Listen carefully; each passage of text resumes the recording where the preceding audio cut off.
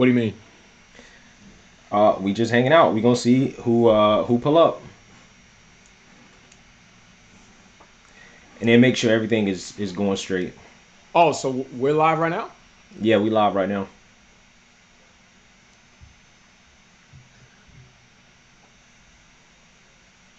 Oh my gosh, I see it. You see it? Yeah. I'm gonna Is take it the off because obviously it's gonna fuck me up, but is like, the sound repeating? hmm? What do you mean? I said, is the sound repeating? We just hanging out. We gonna see who pull up, and then make sure everything is going straight. Oh, so we're live right now? Yeah, we live right now.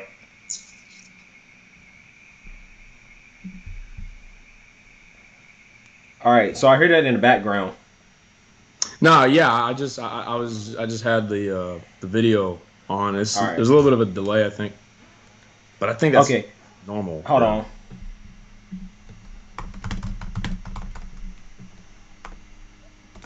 There's people chatting with us already. Really? What are they saying? Nothing. They're just saying what's up. Hey. Oh, is that? Hold on a second.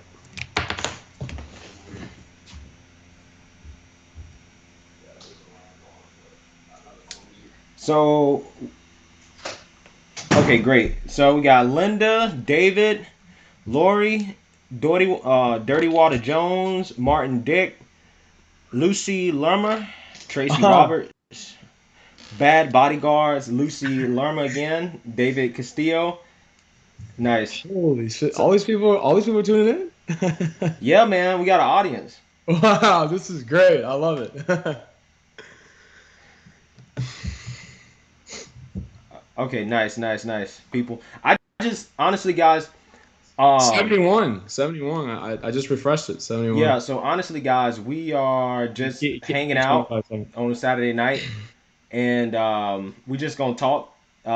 This is unplanned because last time I did a stream, I messed it up. So I got some additional hardware and just wanted to just do a pop up stream with my friend Leo. We always do a lot of talks together, and so that's what we're doing. So hope I didn't spring up on you guys at a bad time, but we just gonna talk about politics and what's going on, just kind of unfiltered.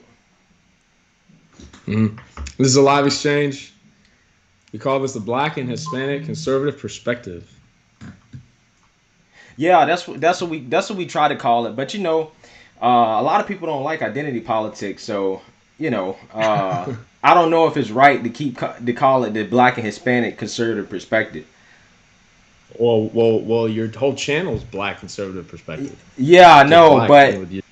I just want people to know kind of what they're getting when they click on my videos. So that's why Right, I absolutely. named it But you don't that. want to. But you don't want to emphasize that. But you don't want to emphasize that too much. Yeah. So guys, we're gonna get into our talk. We're just kind of hanging out, and then we're gonna get into Hmm. the topics that we have here. Leo, just to introduce you guys to Leo. Leo's my friend that I met at a internship. We were both interning at a wealth management company, and he was there, and I met him, and we hit it off. And he's more far right than I am. So just as a warning, he gets very rowdy about these topics sometimes. I do. I do. I know myself, and a lot of times these things can be a little bit emotional for me, but I try to be reasonable with my emotions and just show my passion for what I believe and why I believe it. So, Yeah. Cool. All right, let's get into this. mhm. Yeah, All this will be right, so an interesting all right, evening. so first topic here. President Trump has corona. So I was up at 1:30, Mhm. analyzing a couple videos, and I went on my Twitter and I saw that Trump had corona, and I didn't believe it at first. I was like, "What? That's impossible." But he actually tweeted it, and honestly, I was shocked. I was shocked because you would think that the president of the United States, that it would be basically damn near impossible for somebody with corona to get close enough to him, and then to interact with him long enough to actually give him an infection. Um, Mm-hmm. but Mm-hmm. at the same time, it's one of those things that it just kind of shows that if the president can get it, then it's just one of those things where it's just interesting to see what the response is. Um, Mm-hmm. Mm-hmm. so my thing is when it comes to this whole kind of corona narrative, I think him getting it is not necessarily a good thing, considering what the liberals have tried to paint him as, you know, ignoring the virus, and he's not taking it seriously, which is not true if you look at the things that he's actually did. I just think it's bad for him to get it because it just plays into the liberals' hands. It just gives Mm-hmm. them like easy ammo to play with, and it's not like he got it on purpose or he was being careless. I mean, when you have secret service agents and all these different people being around the president all the time, I mean, inevitably over time, those people go home and interact with their families, and then they have to come and interact with the president, and then there's a delay in testing. It sucks that it happened, but I was a little surprised, but I'm also kind of not surprised the more I think about it. But Mm-hmm. it's just one of those things where it was just kind of like initial shock to me when I saw he had got it, because I just didn't believe Trump would actually end up getting it, especially right before the election, which honestly I'm gonna get into all remains to that. be Yeah. seen whether or not it's going to be a good thing or a bad thing. Well, yeah. Okay. So, uh, I was in a little bit of disbelief as well. I got a notification from the Washington Times, my favorite news source. No surprises there that Trump and the First Lady tested positive. So, yeah, I think where to begin is that there's a lot to unpack here. But first of all, before we even get into the headlines that have been coming out since Thursday, I think that the best thing to do is to backtrack to when the lockdowns first started and when Corona first became a major national security emergency and a national health issue back in the middle of March. So I don't know if you remember, but do you remember when they were worried about Trump having COVID because a Brazilian government official was in the same room as him during like some speech or something, and like some like in like some little like in like some big like conference room or or whatnot, and then the Brazilian government official went back to Brazil, and I think they tested him, and it came out that he was positive and that he was in the same room as Trump. Mm-hmm. Yeah. So I was very surprised that Trump didn't get it right then and there. Yeah. You know, so that's one thing that to me is kind of fishy about this. Also, the other thing, so they say that it happened that he got it from Hope Hicks while they were on their way to the president in Cleveland. So Hope Hicks is the president's like executive assistant. I know there's like some like term for it, but she's basically around him 24/7. Like her job is to basically service notice. And so you Mm-hmm. would think that a person like that would be getting tested every single. I wouldn't be surprised every, like twice a day, like every hour, at least every 6 hours, during her workday. And then for that to all of a sudden happen, literally the first day of the month before the election, to me is a little bit, there's some red flags going up. Also, the fact that they're saying that a lot of it spread in that Rose Garden celebration when they were celebrating Trump's nominee for the Supreme Court, Amy Coney Barrett. Apparently, that's where all these Republican senators are getting it too. I mean, and also, what's curious to me is that somehow by some act of God, Pence and his wife. How did It reminds me of that time that I had got COVID, and you remember how I hung out with Bob, and I was in the car with him for like an my nephew, my brother had gave me a haircut. Also, we have a super chat, by the way. That means that somebody essentially paid for us to answer a question. which you will answer. Um, but um, so what I was saying was is that I was around my brother, I was around my nephew, Bob for an hour in the car, and literally none of those people had tested positive for Did they all get corona like I did. did they all go and get tested? All of them? Yeah, they all of them went and got tested. All of them. And they all came back negative. And they all came back negative. Yes. Nuts. I mean, I Which couldn't spread it to anybody if I tried. yeah, which is it's kind of a conflicting, you know, those are you have this conflicting evidence for the narrative behind this thing, which is very contagious. How contagious is it? You, I mean, by how much the media is playing this up, all of those people that you were around, that should have been ground zero. Should have gotten the virus, which tells me, it goes back to our theories that somehow it just doesn't get to some people. Maybe the terrorists have to or whatever, or maybe it's so contagious that a lot of people and an unthinkable amount of people have already attained virus and have been asymptomatic, and now they have developed antibodies, against it. They've developed. So just real quick, I mean, I want to keep going on what I'm saying with everything surrounding this, but I mean, I just want to kind of get your input on that little comment real quick where I said, is the virus really contagious? It's not as contagious as they say, or is it so contagious that a lot of people have antibodies and didn't even know it? So I think that a lot of people have already got exposed to the virus, and probably have had it to some degree. A lot more than the CDC says, because how do you keep track of infections? You can't, of course. Yeah. Exactly. A lot more than the CDC is saying, and I think that explains particularly why Bob didn't get it, because he definitely probably already had it before, knowing him. But that's what I'm saying. Like like my brother gave me a haircut, which I wouldn't be surprised if he had it. Have it.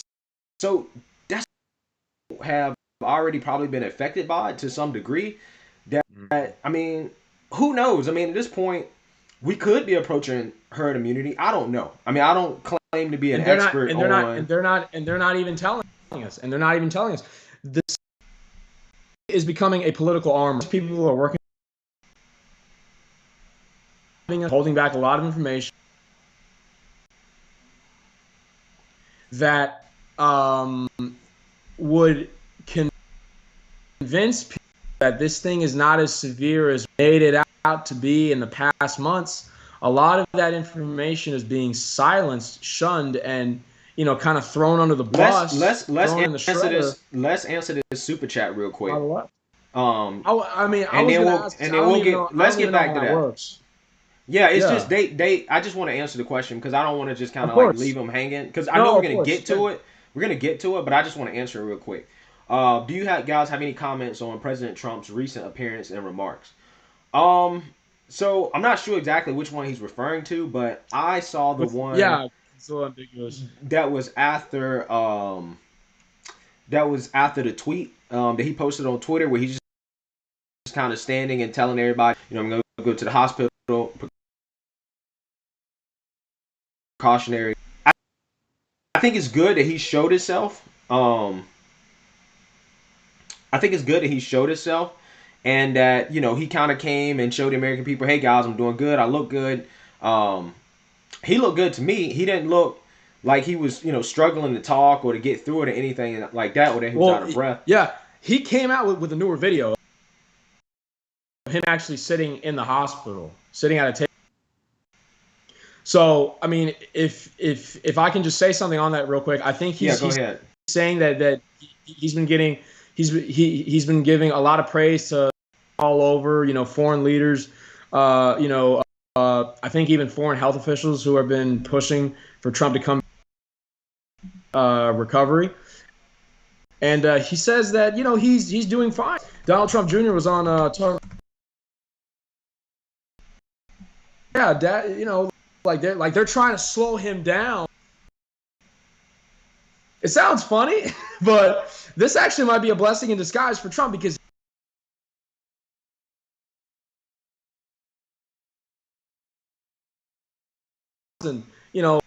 Virginia, he was down in Florida, North Carolina.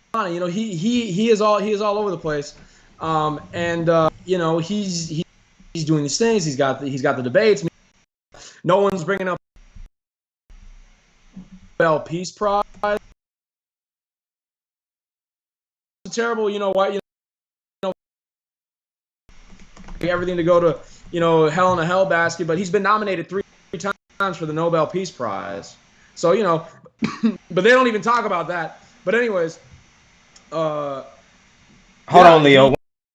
he That the audio is cutting out. The audio is lagging. is me. You.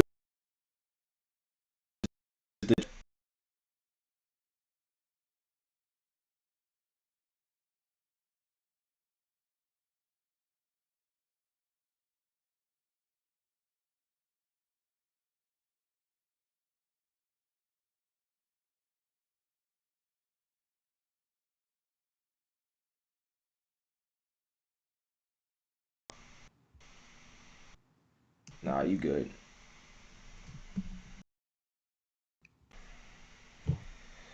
Just turn the video resolution. Mostly like being.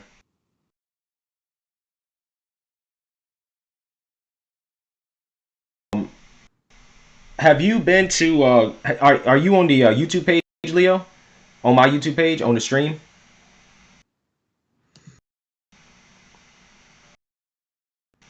Yeah, go to the stream. Okay. I'm on the stream right now. Okay. It's loading. Give it a second. Somebody said this has been. Are you on the YouTube page, Leo? On my YouTube page, on the stream? I mean, it sounded good from there. Yeah, the audio sounds fine from there. It didn't sound choppy at all. Are they still saying that? Uh, channel. So They're saying, wait, they said what? It they happens through say that this stuff conservative happens to. channels.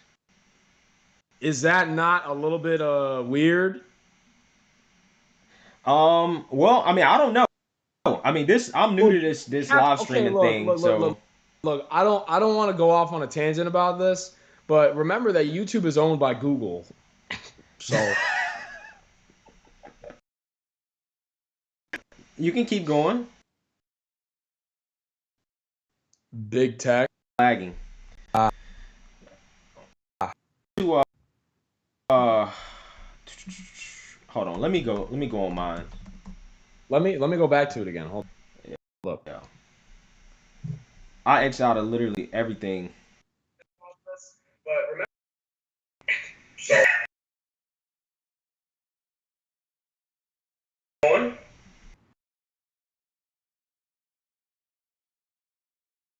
On that, it sounds good on your thing, right, hold on. Leo? Do you see now? Now it's chopping up.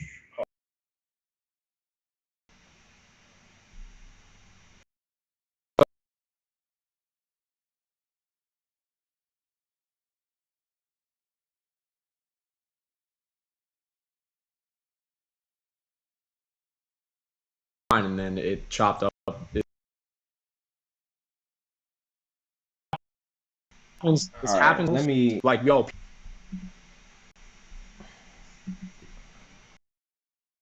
Sec. I X out my stream 1 sec on accident. Yeah, on accident.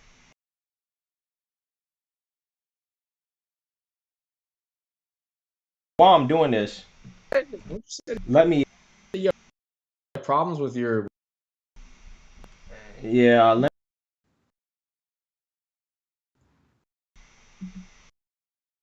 I don't know why I was doing.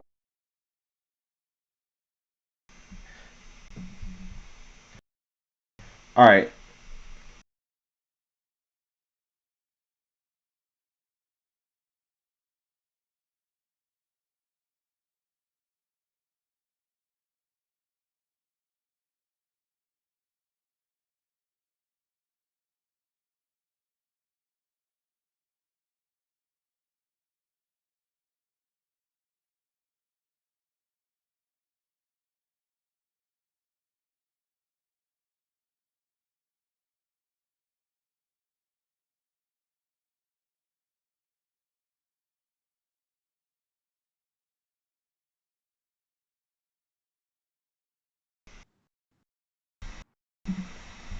see if we can get this back.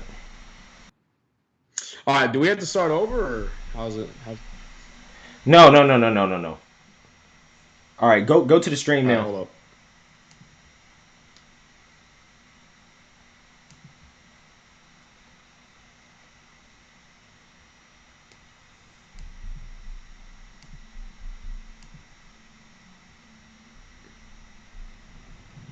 See it? All right, let me Mm-hmm. ask the guys how it sounds. Does everything sound good, guys? All right, they say it sounds good. All right. And honestly, guys, I think this is my computer. All right, turn that off, Leo. I think it's my computer. Honestly, I think my computer is probably not processing Hold on, it hold on. as Let me, efficiently. because I know that's what I'm doing. Bro, I'm turn it backing off. up. Give me a second. Because I was getting two All right. Gregs talking to me at the same time. All right. Cool. All right. Anyways, They're saying so as you everything were sounds saying, good. So, anyways, I'm doing this to work out the kinks, guys. So, there may be times where if you guys tell me it's messed up, I may have to change some things and log out of it and hop back on it. Um, and that's why I didn't schedule this up front. I just kind of did it out of nowhere because I just wanted to, take the time to really just do it one time, work out the kinks, see what I need to improve upon, and go from there. And I guess that's what I'm trying to do. Um, now I got another computer that I can use if my laptop proves to not be efficient enough or powerful enough to actually run it. I mean, it's a MacBook Pro and it's the latest version, so I don't really know what's up with this. But anyways, what were we talking about before that? I think I got another super chat. I think we were middle in answering the first super chat you got. Yeah, we were in the middle of answering that, which was our response to my thoughts on Trump's response. Yeah, well, go. So, Yeah, well, yeah, go and answer that, and I'll just add to it as soon as you're done. all right. So, from what I've seen, apparently he has issued another response after he went into the hospital. So, I'm assuming that he's doing a lot better. So, I mean, that's from my take of it. But from what I gathered from his response when he was actually in the White House before he went to the hospital, I believe, he looked good to me. I mean, there's not really much you can tell from it. And somebody asked, do I believe that he actually really has it? Yeah, I actually do believe he has it because, you Yeah, know, I wouldn't. I wouldn't go that deep into conspiratorial territory. I'm sure he has it too, but yeah. Anyways, yeah. But, I mean, I'm pretty sure he's doing good. I mean, I think President Trump is strong. I mean, he seems to be holding up a lot better than most 74-year-olds. So yeah, absolutely. Um, uh, so the thing here is that he came out with actually a video from him sitting in Walter Reed, and it's very uplifting. But I think one of the main things, like one of the main things about this that is so particular. Every hour, this is a situation where you literally have to be, in sync every hour with what's going on with. But yeah, he said, business as usual. His son, his son came out and said, that um, he's on the phones all day. He's talking to Mitch McConnell. He's talking to Lindsey Graham. He's doing everything that he can to run the country from an executive office that they have in there in Walter Reed, because Walter Reed is it's dubbed the presidential hospital. They have like executive offices in there. That's Reagan after he got shot, and all these things. So Trump's got an office in there. He's working right out from there, and he's just keeping everyone informed, up to date on what's going on. They launched Operation MAGA, where they have the campaign going full speed, even while Trump's in quarantine. did you see that? Did you see that Biden? Apparently he had cut the ads, his attack ads on Trump, and Ilhan Omar basically went off on him for cutting the attack ads on Trump. He was trying to be a little respectful. Yeah, that's exactly what he was doing. I don't want to look, man. I don't want to. I'm trying to go on a thought train here and be chronological about this, but just a little side note on that. I mean, look, I'm not going to go as low as them and attack the people, but I'm just saying their words and their mentality towards this is absolutely disgusting. It's poisonous. It's lowest of the low. He's a human being and he's your president. Like, I think that's honestly, as much as I hate to say this, I think that's a good move for the Biden campaign for swing voters, people who are on the fence, because people are like, oh wow, the Democrats really are evil demons who don't care about anything and they'll just attack you on like no matter what the circumstances are. So good, but from what I heard, the super PAC is still running the negative ads on Trump. Apparently they don't care. So but I mean, I mean, some of the stuff we've seen on Twitter, all these things, all these abominations, it's just been absolutely awful. But yeah, so back to kind of like so did we answer that super chat question? Did you say that you got another one too? yeah, we did answer that super chat question. I am You just said going you to. said that we got you said that we got another one because if we're good on super chat, then Well, I'll go back. Well, hold on. I got just, I guess, a donation. Again, I don't know how this works, guys, so bear with me. But it looks like I got a donation. That's right. That's right. Um, so if you did send a super chat with a question, please let me know. Mhm. I can't see it in my chat up here. Hold on, let's see. Yeah, let us know, Let's just guys. say show live chat. Yeah, let us know if you sent one, cause or what questions you have.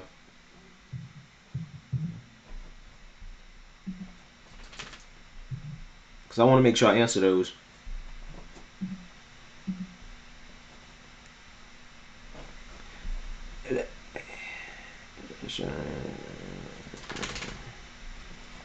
All right, so I'm just gonna keep a lookout until somebody um, tells me what that super chat was, so I can Yeah. make sure I get that question answered. But anyways, so the left's response to Trump doing this, I mean to Trump getting the virus. Well, wait, no. Honestly, Okay, no, yeah, go ahead, go ahead. all right, so all right, so I told you it was like 1:30 when I saw it, and then when I saw it, and then I clicked on Trump's tweet and I scrolled down, bro, they have memes of the Simpsons. You know how the Simpsons is predictive at this point in terms of how certain things happen, Hmm. which is really weird. Where they Hmm. have basically Trump in the casket, um, Yeah, yeah. and They predicted some of it's these thing too a while back. It's a little bit yeah, unsettling. Yeah. it's weird, and I'm thinking about like this. Honestly, early today when I was out, I was thinking, I was like, wasn't there a cartoon where Kobe basically like crashed in a helicopter? And I'm like, I just started freaking out because I was like, Yeah, okay, yeah. I hope that this is not one of them like one of them things where cartoons are a little bit too predictive in terms of reality. So the left was posting that meme, and there was a lot of people talking about like, oh, he deserves it, he's gonna rot in hell, he's a bad person, all this other stuff Hmm. that I think is just not really thoughtful and respectful for the fact that this man is your president, right? Hmm. And we have an election coming up in literally a month. Hmm. If you don't like him that much, Hmm. don't wish harm on him. Just wait until the election comes around and you can exercise your voice and vote him out. That's why we're a If democracy, that's right? how exactly, that's why we have a democracy. But you should never wish ill on somebody, and I couldn't imagine that if President Obama had, got COVID, I can imagine conservatives saying, "Oh, I wish you die," or posting memes about his death. Now, I'm not saying that some people would, There'll I always be wouldn't, some but jackasses on social media, live out in the middle of nowhere, exactly, just just want attention and just say stupid things like that. Yeah, exactly, say obscenities. and Yeah. yeah. So there are going to be people that would definitely do that, right? Where they would just say something messed up, regardless of who it is, just because they hate them. But it would not be nearly as widespread as it is on the left. And the media is also complacent in the sense that, and compliant in the sense that they're not saying anything about it and they're not bringing it up, at least not from what I've seen. And my thing is that it pisses me off how they expect President Trump to denounce white supremacy, even though he's done it 1,000 times. Like, literally, did you see that montage on one of my videos of Trump I laugh. denouncing white I supremacy? laughed so hard at that because yeah, the sped up part just made it hilarious. Yeah. Exactly. He literally says it over and over and Oh, over and yeah, over and exactly. over and over again. Yes, I denounce white supremacy. Yes. I mean, Exactly. Exactly. okay, so And this is no, go ahead. Well, I just wanted to. yeah, so the thing is that um, he denounced it over and over and over again, and the media keeps asking him to keep doing it, even though he's done it. And you're a journalist, like by definition, your job is to know the facts, gather the Well, facts, and present the facts. And that's the problem. Too many journalists are presenting their opinions mhm, rather than their facts. mhm, So the thing is that as a journalist, you know that President Trump has denounced white supremacy 1,000 times, mhm. and we all agree that white supremacy is bad. But you've heard the president's stance on it. He's took a very clear stance on it. Now they won't do that with Antifa, and they're also not going to do it with the hateful comments that go towards President Trump in terms of wishing for his death. Because honestly, they probably are wishing for it too, which I don't know why they would, because Trump has made the media a lot of money, right?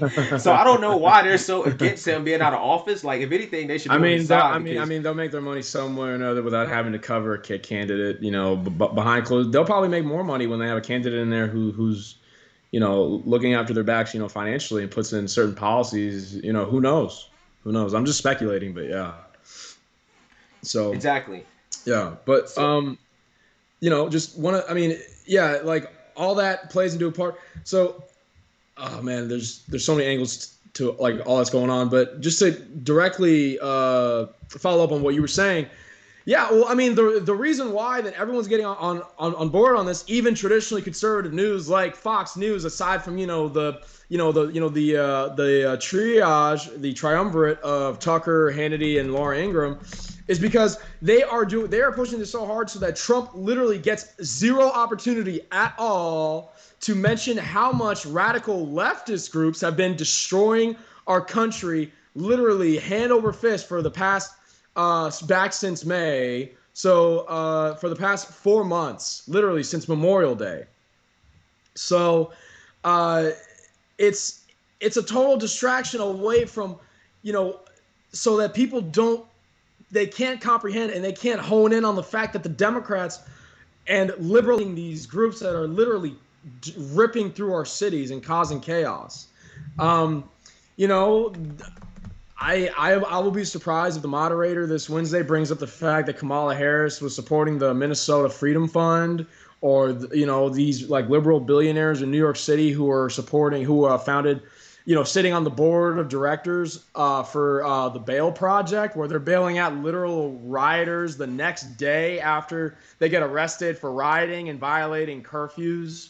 But yeah, so I mean that's all some stuff that that we know is going on, and we know that they're just doing this just so that Trump literally does not get 1 second to talk about how the left is literally destroying this nation. But is it all right if I go back to the Trump having Corona thing real quick, and we can eventually like yeah, yeah, yeah, yeah. We so we can jump around. yeah, It's not super yeah. formal. We just jumping Yeah, around. so like, cause I had a whole thing to kind of, I had a whole thesis about Trump having Corona, literally right now, All about right, hit me yeah, with it. Let's about get it. him just getting it. So again, he was around that Brazilian official back in March, who flew back to Brazil and tested positive. Trump didn't get it.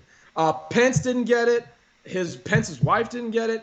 Um, and all this stuff. A lot of these inconsistencies, and now all of a sudden, all these Republican senators are getting it literally a week and a half before the confirmation for Amy Coney Barrett.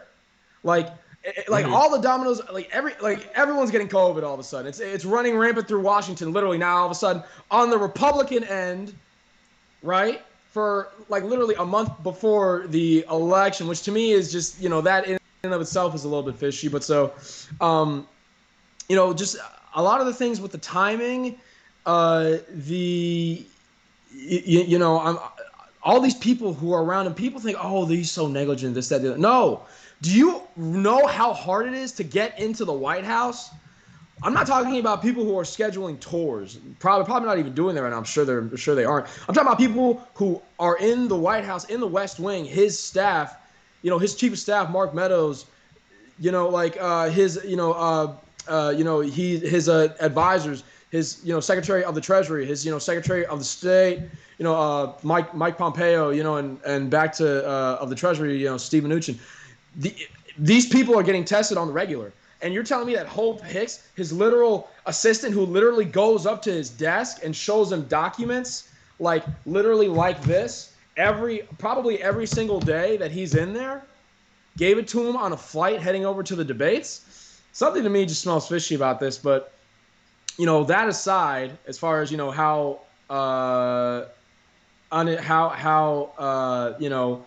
surprising and unexpected the occasion or the timing of this was, he seems to be doing fine. He had a video of him in, I think, full on suit minus a tie, saying that he's doing okay, he's doing well. They even have to tell him, hey, Trump, Donnie, slow down, take a breather, chill out, bro. He's all over the place. Yeah, he's all over the place, on the campaign trail, sans Corona, with Corona not being a factor. Now he has it, and now he's basically trying to make up for that over the phone and on it, in his hospital, in his hospital suite. And they're like, yo, maybe this is a good thing, just take a breather. But he just keeps going. I saw on Fox News at night. I tuned in because I thought that they were going to show the rerun of Tucker Carlson, but Shannon Bream actually had an extended show last night because of this. Basically, all that the media is talking about at all is Trump's Trump's infection. But there are groups of supporters outside. He literally sent Mark Meadows, his White House chief of staff, out to the supporters who were just out there waving flags on the corner, just outside the hospital on the corner of the street.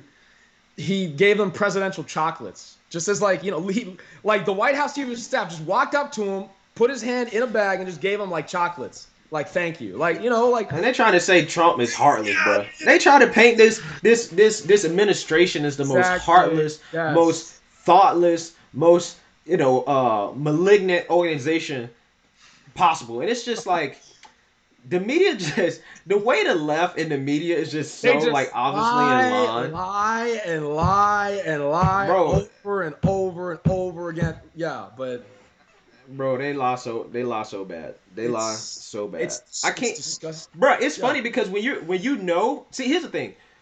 Now that I'm doing this, right? We always talk about politics, even before my YouTube channel. Well, no, but like how you said last night, it's crazy, or like yesterday in the afternoon, it's crazy how we've been talking about this stuff back in March, and we were basically predicting all of this. We didn't get the time frames right, but the events, we're yeah, we know that this stuff's only gonna get worse. Like this is too crazy to be almost they were saying too good to be true. This is too bad to be true. All this happened at the same time. Yeah, all the dominoes. No, seriously. Back in March, Leo and I would just shoot the shit. And I hope you guys don't mind if I curse a little bit. I ain't gonna say nothing hard, but just sometimes we just in conversation. Bro banter, just being casual. Bro banter. Yeah, exactly. Two buddies chatting. Yeah. Yeah, but we still keep it Christian over here. But okay. So yeah, me and Leo back in March would make these crazy predictions about what's going to happen in 2020 because you know how this year started off with Iran and then Kobe and then COVID was coming, the stock market was crashing. Mm-hmm. So we make these predictions about what was going to happen, and we never imagined that it would get this bad. We thought it would be bad, but to have President Trump get corona a month before the actual election, it just, and also with Ruth Ginsburg passing away a week ago, that's as well. Thing. That's yeah. that's another thing where it's just like it is insane to think about like how crazy this year's gotten, man. And bro, it might, dude. Honestly, Oh the ending, gosh. the climax, the climax. Do you think Trump getting COVID is the climax, or you think the election itself is the climax? That's a good question. It's a lot of things because it could be Trump getting COVID. It could be the Supreme Court confirmation. I'm not talking about the nomination or the hearings. I'm talking about if she actually gets confirmed. It could be something going on in the debates. It could be, you know, I mean, the thing about election day is that we don't even. I mean, we know that either way, what happens, both sides are going to contest it. Biden's got an army of lawyers ready to go. That's why they're pushing the Supreme Court pick nominee. That's why they're trying so hard to get her in there as soon as possible before the election. Because if it goes to the Supreme Court, they can't have a 4-4 tie. So they have to have nine justices in there for a definitive possibility for a majority. That's why it has to be an odd number. But yeah, I mean, it's this one's tough for me. Trump getting COVID again. I'm trying to say this without laughing, but Trump getting COVID a month before the Bruh, election. I mean, this is when people say, listen, when people say it's scripted, how can you write a better uh, script than Trump getting COVID before the literally election, bruh? This is 30 what make days, people, when 30 people some like, days right before. bruh, exactly. It, you could not have wrote a better script. I mean, come on. But yeah, so that said, you know, uh,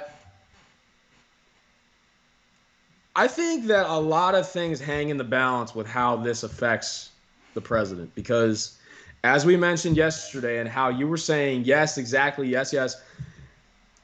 If they come out and say, knocking on wood, as much as I can, that this thing that Trump lost the battle to this thing, I can't even actually just straight up say it in simple terms because it's so like unthinkable to me. But look, let's just say worst comes to worst. Like let's just say let's put it this way: worst case scenario. Let's say it's worst case scenario. It's obvious what that is. They can literally have this whole entire wave of this took out the president. We need to lock down again. This is awful. We need to take this even more serious. And they are going to turn up the gas on these lockdowns and these masks and everything like no other. Um, and then the liberals are going to have all this extra fuel, all this gas to charge them up, saying, "We told you, we told you, we told you." And again, remember, I think Chris Christie got it as well. So Chris Christie has it, and all these senators are getting it. But right before they're about to have the hearings for Amy Coney Barrett. But that's what's going to happen if worse comes to worse. Now, aside from that, if best case scenario, if Trump pulls through from this and he keeps saying he's strong again, they're coming out with things always fine, fine, fine. Like, that's great, but it's only been like 2 days. I mean, but again, Yeah. it only lasts like 10 to 14 days. So each and every day is important. But again, at least give it a week, maybe. All eyes are on Pence right now because Pence has a debate coming up. He's got to focus on that. Like next week is Pence's week as far as the Republicans, side, is concerned. But, all eyes are on the vice presidential debate. And then after that, the week after that, I think the hearing for Amy Coney Barrett is October 12th. So it's next Monday after this one. And then Trump and Biden are supposed to have a debate again, hopefully, that Thursday. So, but, Let me answer a question in the yeah, chat no, real no, quick because this is an yeah. interesting question. Drew Hong says, "How come you don't see channels that say white conservative perspective? Because they want people segregated. This channel should be called Conservative Americans Perspective." So, the answer to that question, honestly, guys, I'm almost like a free speech absolutist. I honestly would not care if somebody named their channel White Conservative Perspective, and I would not think anything of the world in terms of Look, them being racist. you I guys got honestly to wouldn't. remember, we're conservatives, so we don't care about that stuff. Just remember, yeah. Yeah, I mean, I don't care about it, but I think the thing is that it's an interesting question because it's like, why is my channel called Black Conservative Perspective? Well, the reason why is because when I want people to see my videos, I want them to understand exactly what they're gonna get before they click on my video. And I think that a lot of the people that I'm talking to, I'm trying to talk to all Americans because I think that what I'm saying is can affect everybody. But at the same time, there is a certain message that I want the black community to hear coming from a black person. And when black people search things and they're looking for a black perspective, they always tend to put black in front of it. So really, it's just about trying to reach a certain audience that I think, personally, black people need to hear a conservative message. And I know how they look things up. So I'm just trying to set my channel up and my channel name up in a way in which those people are able to find what they're looking for. Um, and I think that I've contemplated changing my channel name to just my name, mainly because there's a black conservative patriot, and I do want to respect people that came before me. I don't want to like be in their lane, but I have reached out to him on Twitter and he didn't respond. So who knows? I might still end up changing it, but that's the rationale for why I call my channel Black Conservative Perspective. And also on top of that, right, when 90% of black people, 90%, 95% of black people are voting Democrat, I think the world needs to know that, hey, there are black conservatives. Every black person is not I voting was gonna say Democrat. that for you, yeah, So, but I want to, I want you to answer your own question, but yeah, um, yeah. So, I mean, I don't know. I'm just explaining that because I think that is a good question for people to ask. And I have considered changing the name, but the channel was growing so fast that I thought that what, I'm just not gonna low change key, anything right now because it that was seems to be working. that was a low key flex. Yeah, and somebody's saying that Candace Owens' channel name was Red Pill Uh, Black, which is yeah, hilarious. well, getting people to wake up, And she changed it. yeah. Yeah, yeah. So I don't know, man. But what were we talking about Yeah, before no, that? we were talking about all the stuff going on with Trump's infection being the climax. But anyway, so back to what I was saying is that you know the opposite of that of the worst case scenario is if Trump comes out of this like it never happened, he is going to guys be ready because obviously I'm sure most people watching this are on the right. Like, get ready to rile up and to literally have a fire under your asses. He is going to, again, I can't speak for him. I'm not the president, but if he really wants to go hoorah on this and use this as an advantage to turn the tables and take this like right off the bat this seeming tragedy and turn it into actually like a blessing in disguise, he is going to come out and blow the top of Corona, the lockdowns, the masks. He's going to say it's all BS. Look at me. I'm Dude, 74 years old. I'm a bigger guy. yeah. I'm fine. Look at me. He like conservatives are going to be fired up like no other.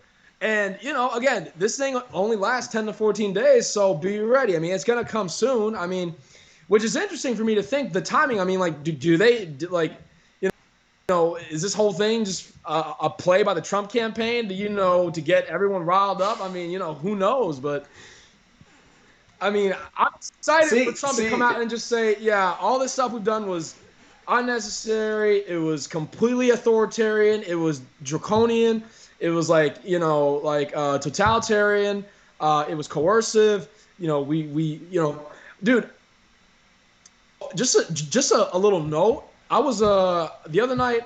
Tuck had a New York City business owner on his show, and he said that a third to a half of the restaurants in New York City are not coming back. They're gone. They're gone. that's Yeah, nuts, man. like That's it's over. absolutely Yeah, nuts. like they're not gonna like they're just gone. Over. Yeah. So, I think and then conservatives are gonna be like, well, oh, since Trump didn't have any comorbidities, it doesn't matter. We still need to take this. Look, guys, most people dying from this, they have to not just be old. They have to be old, have comorbidities, and a lot of times be in nursing homes. But you guys want to know something crazy? You guys want to know the biggest crisis going on in elder, in nursing homes, in senior living communities, places for the elderly? It's not corona. It's loneliness and isolation. These people are used to having visitors all the time. And now with this going on, these elderly are, I think, I don't want to exaggerate or kind of go off the cuff and kind of overstep what I think I've heard or like exaggerate, but I think the elderly are dying from the psychological dismay of this extreme loneliness because the people who need to be around others the most are elderly who need to have people come to them and they need that interaction because elderly a lot of times are incapacitated and they can't go anywhere on their out of their own effort and then the young children who need to be around other children to have that socialization base to socialize from the beginning because a lot of these kids are gonna have problems when they grow up. It's look, it is what it is. This has been awful for children. They haven't been able to go to school. They haven't been able to interact, interact with other children, and just be around others and learn how to socialize, learn how to talk to other people.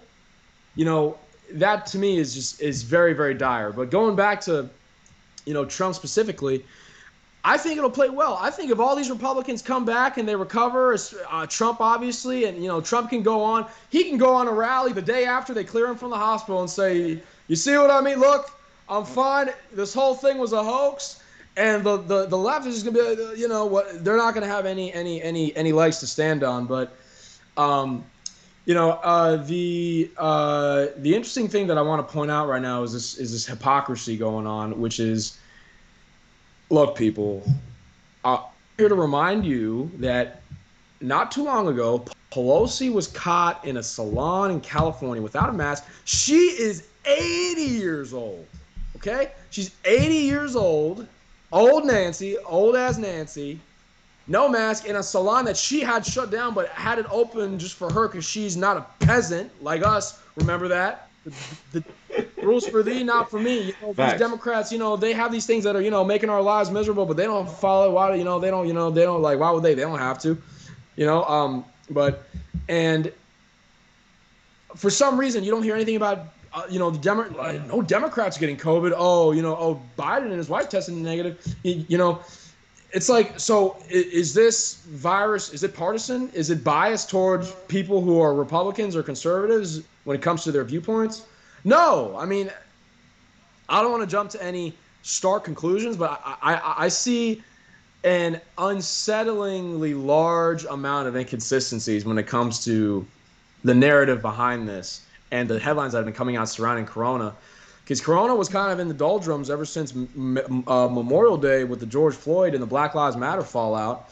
And then now it was the Supreme Court. Then for a while it was for like a day or two it was all about the debate and how much of a of a dumpster fire of a how much how much of an embarrassment that was, a travesty. And then now it's Trump and a bunch of these high level reps, Republicans, getting COVID all of a sudden a month before the election. So something to me about this just doesn't sit right.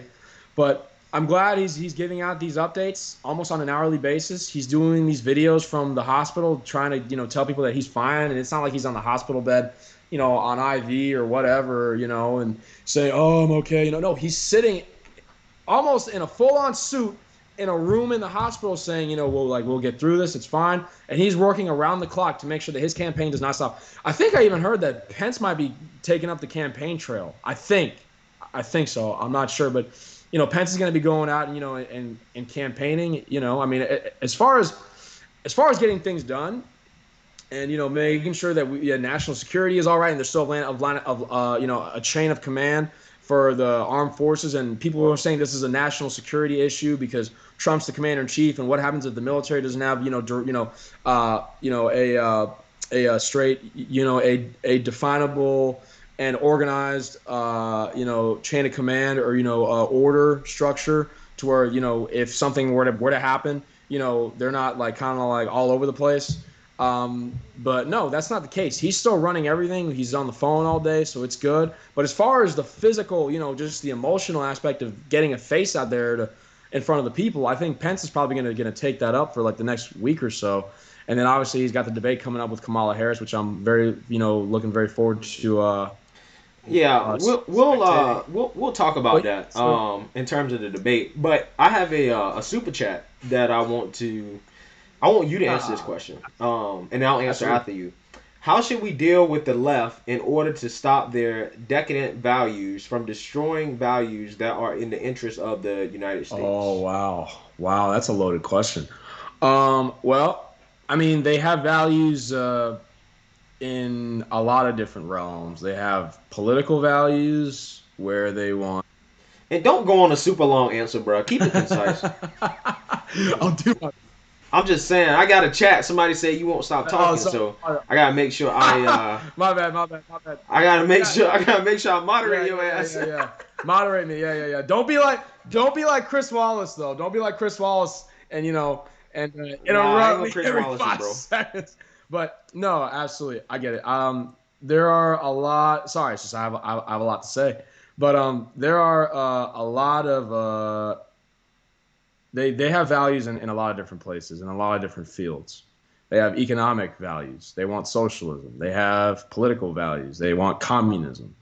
They want to get rid of guns and not people let people have a self-defense so that they can overtake us possibly. They want to get God out of the equation. They hate the church. Why? Because God is a higher being, and if there's a higher being than them, then they can't be the all-powerful people that they want us to look up to almost like in a dogmatic fashion.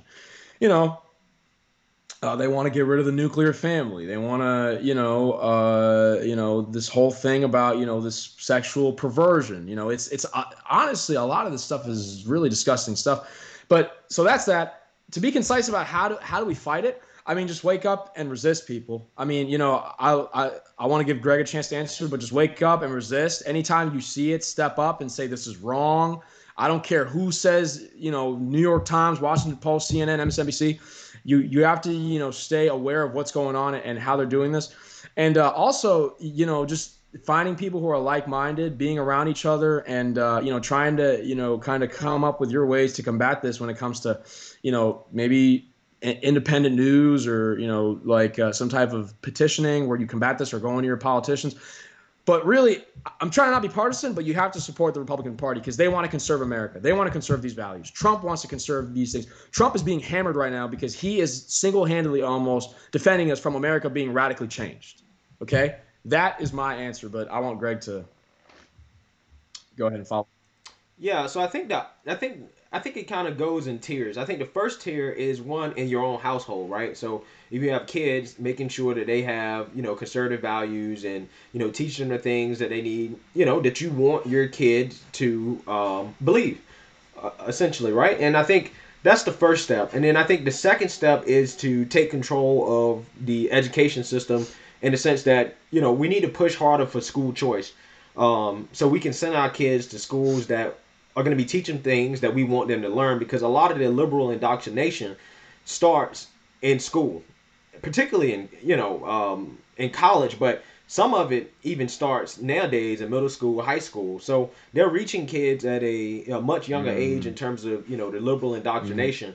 And I think that's the first two fronts. I mean, obviously, vote, and then also on top of that, you have the Supreme Court, which is realistically going to be 5.5 to 3.5 conservative, um, with Amy Barrett being added to the court.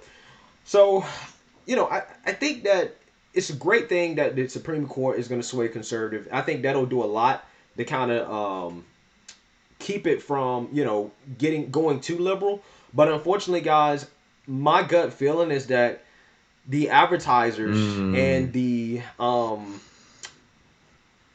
the advertisers and the people that's kind of pulling the strings up top, financially want the country to go left. And I think that's why we see Fox News going more left and doing things that are against, what you would think Fox News would traditionally be for. So, and with that being said, I always say that the media is corporate before it's political. So when people say the media is liberal, I say, well, it's corporate first, and then they just kind of choose, which audience they want to monetize, and they monetize through advertising. And if the advertisers say, hey, we don't want to advertise to a conservative audience, then the networks are going to follow suit. They're going to move where the money moves. So that's created a big opportunity for independent media. So I think that another part of that is following independent media, doing your own research, getting your news from the sources that you want to get your news from. Not just relying on the mainstream media to educate you. I think that that is also a part of the equation as well, because I think that as the more time goes on, we're going to see even basically no conservative outlets at all. I mean, they're not going to be any real conservative mainstream And I have outlets. something I to mean, say and about even on that too. social Yeah. media, exactly, and even on social media like Twitter, for example, like which honestly is a public forum at this point. You probably still are not going to be able to express your views as equally as the other side is going to be able to express their views, because there's some topics that just seem to be like you can't go against the LGBTQ movement. You just can't. You can't be like, okay, this is against my religion. Like, I don't believe that this should be pushed on children. You know, it's become acceptable now that 11-year-olds are transitioning and doing things of that nature. So it's stuff like that that I think that it's going to be really hard to fight, because Mm. when you have the media against you, you have tech against you, and they've all become political. It's almost like Oh, you kind you're of oh, gotta oh, you're getting rally me very around. excited right now. Yeah, but no, no, go ahead. Just finish. Yeah, it's almost like you just kind of gotta rally around the people that believe what you Exactly, believe, and just be strong exactly, among each exactly. other, and elevate Yeah. those people and create a platform where you can compete without necessarily having to rely on you know mainstream outlets to validate your Yeah. opinion. Well, you know, I think that saying that there's no real way to fight it. I mean, maybe, but I always like to be very like sometimes a little bit overly optimistic about things like this because I hate the notion or the idea that America is going to change forever and there's nothing anyone can do to stop it. First and foremost, obviously, get behind the Republicans, get behind Trump. They want to conserve America. Trump got in there for a reason. He got in there for a reason. People were mad with how with the direction in which America was going during the previous administration, and obviously maybe with politics in general. That's why they picked a guy who had never been a politician in his life and was just saying things that people wanted to hear, and he actually executed on it. So that's why people were thinking that he was going to be a shoo-in for re-election until all this came crashing down. But yeah, look, guys, let's be honest. Okay, I want to sympathize. No, not sympathize. I want to empathize with fellow conservatives and Republicans out there right now with as far as what we're going through right now with us being put through the being in the trenches and basically put through the gauntlet like all hell. We have the media against us now. Fox News, aside from Tuck, Hannity, and Laura Ingraham, they're all and Ben Shapiro, and then other independents. Media's against us. We have corporations against us. They're all in this woke narrative, Black Lives Matter, critical race theory, which is like poison. You know, Universities are the source of the problem for teaching our younger generations. That's why there's almost a very stark, defined generational difference with how people think. The older generation is America's great and this that capitalism, conservative values. Younger generation is more liberal, socialism, blah blah blah, this that the other. Um, Hollywood is against us. All these movies and TV shows, music that's promoting all this garbage, sports, all of a sudden now getting all political. Black Lives Matter in the NBA and also with two national anthems in the NFL. Um, and then obviously the Democratic Party and the government. So guys, look, I'll be honest with you. Don't feel like don't think that you're kind of exaggerating when you think that literally like things are closing in on us. They are. Everything is turning against us. Why? For some reason, they want the Democrats and the liberal elites are supporting this narrative, this idea, this ideology where they want control over people. They want to take away individual freedom for whatever reason. And I think the way to combat that is to really start to kind of start, this this brotherhood for fraternal makes it gender specific, but it's not anybody.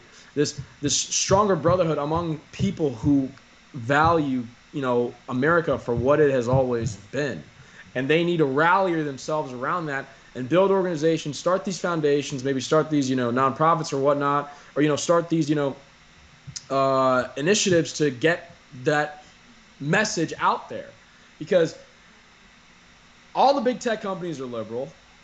These media companies, they're silencing any conservative news. So really, honestly, guys, to put it in a nutshell, the best way to combat it is to be razor sharp serrated. You need to be tough as hell and do not conform to anything that they're telling you that is wrong. Okay, we're out here. We are here somewhere, even though we don't. Our voice is getting smaller and smaller and smaller and smaller and smaller with each and every Bro, day. how you gonna preach to my audience, bro? What's that?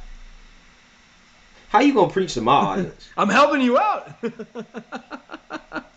But Nah, you right, it's you right, not you your right. well, I mean, your audience, but just conservatives out there that I'm just messing with you. I'm just messing with you, Leo. I'm just you started to sound preachy. I'm like, no, only I can preach to my audience on my 100%. channel. No, you're right. Nah, I'm just joking with you. You can go ahead. I mean, because no, it really is an emotional question, because it's like, people are getting frustrated out there. People are mad that their voice is being silenced, and anytime they say anything, they're reprimanded and scolded. Guys, Greg and I are in a group chat. I literally show my teeth and my spikes every day, and 80% of the people in there, get at me, give me shit for it. Excuse me, get me, on board. But I don't care. I don't care about the popular narrative. And at the end of the day, I know that my narrative is probably the most popular because we are the silent majority. We are the silent majority, and we don't do any of these polls. When they pick up the phone, that's why all the polls are so bad. Pick up the phone. Oh, hello, Mr. and Mrs. This is the Democratic National Committee. Are you voting for Mr. Biden? Who will you be voting for? Don't worry about it. Bye. Like in these polls, like these polls, like what polls? Like I don't know like a YouTube ad, Facebook poll. Like what polls? Like, who fills out these things? But look, guys, you first of all, you have to. Well, I don't want to say first of all as in like I'm starting all over, but just to kind of wrap it up, what I'm saying is you have to realize that the odds are stacked against us. So realize that crazy, it is happening. All these people are on the same page and they're trying to push this garbage onto us. We have to wake up to it and say, no, this is wrong, and push back with as much might. I'm going to go out with this big statement. Look, they are pro-abortion, which has been killer for the black community, by the way, which is pretty ironic. They want open borders. They want to get rid of Christianity. I mean, this is dire stuff. So if they're going to go at it, like go after their objectives with this much aggression and this much animosity, we have to fire right back with just as much, if not more. And I think Trump's, the symbol for that. That's why we have to rally around him and rally around his. Oh, he's unhinged. He was acting like a child. No, he Trump's just mad. He's mad. He's mad that he gets asked the same questions over and over again. He's mad that he has to keep proving that he's not a white supremacist. He's mad that no matter what he does, he can do no good. He's just pissed off, and he hates about how the Democrats are being sly and sleazy and sleazy about their campaign because they're not telling us what they're going to do. They just want to say Trump is so awful, so get us in there, and once we're in there, then we'll tell you what we're going to do. And before you know it, they're going to forget all about their constituency. They're going to impose socialism, communism, shut down the economy. Everyone wears a mask, and it's going to be hell on earth. And America, as we know it, is gone. It's gone. Yeah. Yeah. I have a super chat that I think is an interesting question. Have you guys thought of reaching out to other conservative channels such as the Conservative Twins or Officer Tatum to spread the word of your channel? All right, so Well, that's really great. I'm so only a yeah, guest. Yeah, that's all great. yeah, that's me. So I have reached out to Officer Tatum, and something's in the works. Um, so hopefully something will be coming up here soon, but I don't really want to make an announcement yet until it's been finalized. So we'll see, but I'm trying.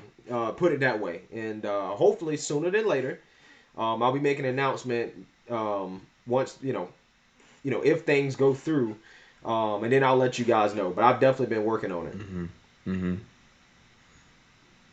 Cool. Any more super chats or like what are people saying? Is Yeah, I'm looking real quick. Let me just look. mhm. Yeah, because at this point, I think we've gone over Let me everything besides U.S.-China So, relations. Lord Awesome Tony. Some people pay apparently they pay to not ask questions. They just say stuff. So I'm gonna say it so everybody can hear it, and you can chime in on your thoughts Yeah. on it. But from what I've Lord Awesome Tony, from what I've seen in history, these kinds of groups will not die easily. The way I see it, the power of the left isn't a joke. We better figure it out. I agree with Yeah, that. that's what I'm. You agree with that? Are you asking me? Yeah, of Uh, course. Yeah, that's what I'm saying. We need to rally up and we need to get a backbone. We need to get ready to defend the country because unless if you want to say something, I'll go. About to go off and say something real. Well, he also added to that, Lord Awesome Tony. The problem is that we are silent, silent majority. I think he was referring to what you were Yeah, saying. yeah, of course. Well, yeah. I mean, I mean, it is what it is. I mean, do you want me to go further and chime in more on that? And Yeah, I mean, I think the thing is that yeah, yeah, like you go first. sometimes it's better. Sometimes it's better to move in silence, to a certain extent, right? Mhm. Because I mean, you might disagree. Here's the thing. Yes, I think you should be loud, but I think you should be loud in a way that's strategic.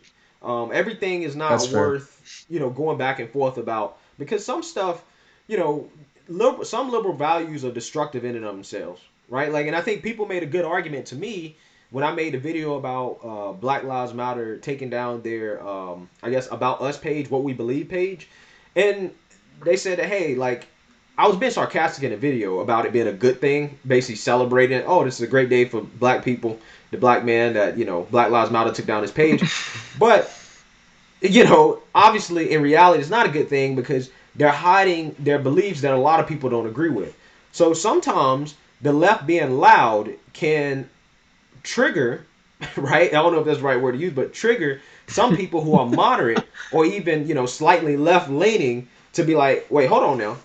Do I agree with the destruction of the nuclear family? Do I agree with, basically, exploiting children? Do I agree with, all these other, radical left policies that comes out of these groups, like, communism? And don't get me wrong, like, Black Lives Matter, like, there's a faction of that movement, and a large faction. I've seen it for myself. That is just straight up communist, right? And I think when people know that, right, I think it turns off a lot of people and it Like creates they more don't even conservatives. hide it. So in Like they're some just like, sense, yeah, like we're like we want communism straight up. exactly. So in some sense, it's actually good that they are they're loud to a certain extent, um, because I think it helps create more conservatives. I think it helps people really think about, is this something that I want? Do I really want to go along with They the left? alienate people. Exactly. Mhm. Yeah. So, I mean, acting, be more cunning, be clever, be silent, kind of be under the radar.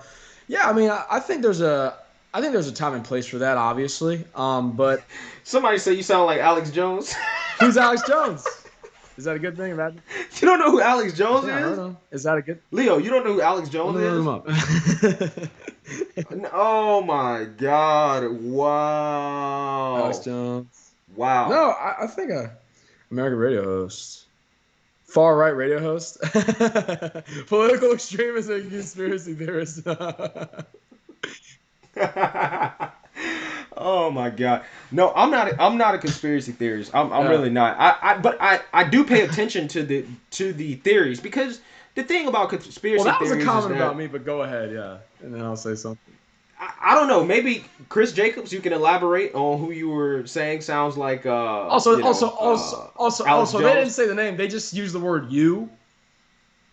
Well, no, they said Oh, this this guy. guy. So I'm assuming that he doesn't know who your name is. That your name is Leo.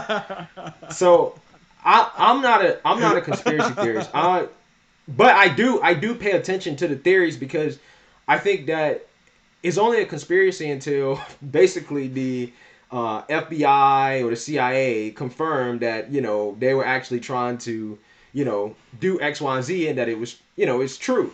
I mean, that's just kind of It's how it only a goes. So conspiracy until it happens. Yeah. So until it yeah. happens, or until it's confirmed, Hmm. you know, Hmm. 20 25, 50 years later. You know Yeah. how it go.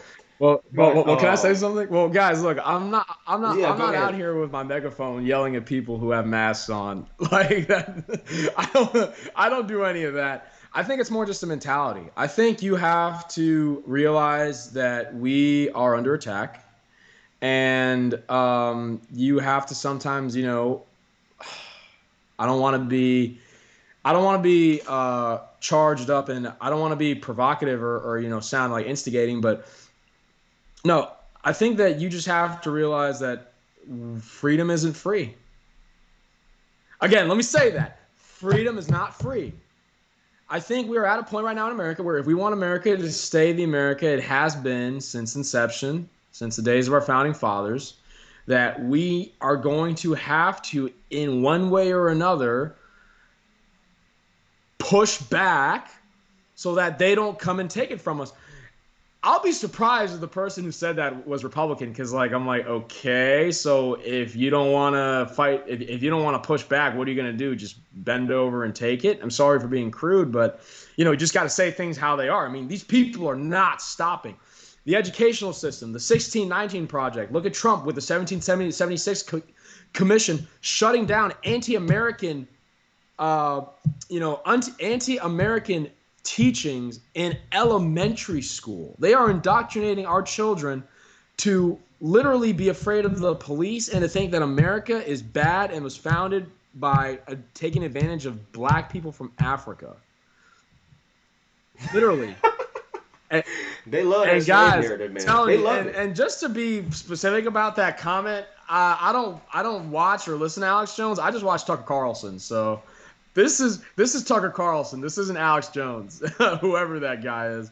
But yeah. So you just have to man up. And sometimes if you say, oh no, it's not gonna happen. It's just another mass thing. It's just another business going down. It's just another oh, you can't do this. It's just another, oh, sorry, we don't, the coin shortage or whatever. Oh, it's just another, oh, you can't have this gun. It's just a little bit more, a little bit more. Boom, boom, boom, boom, boom. Like, you can't go here. You can't do this.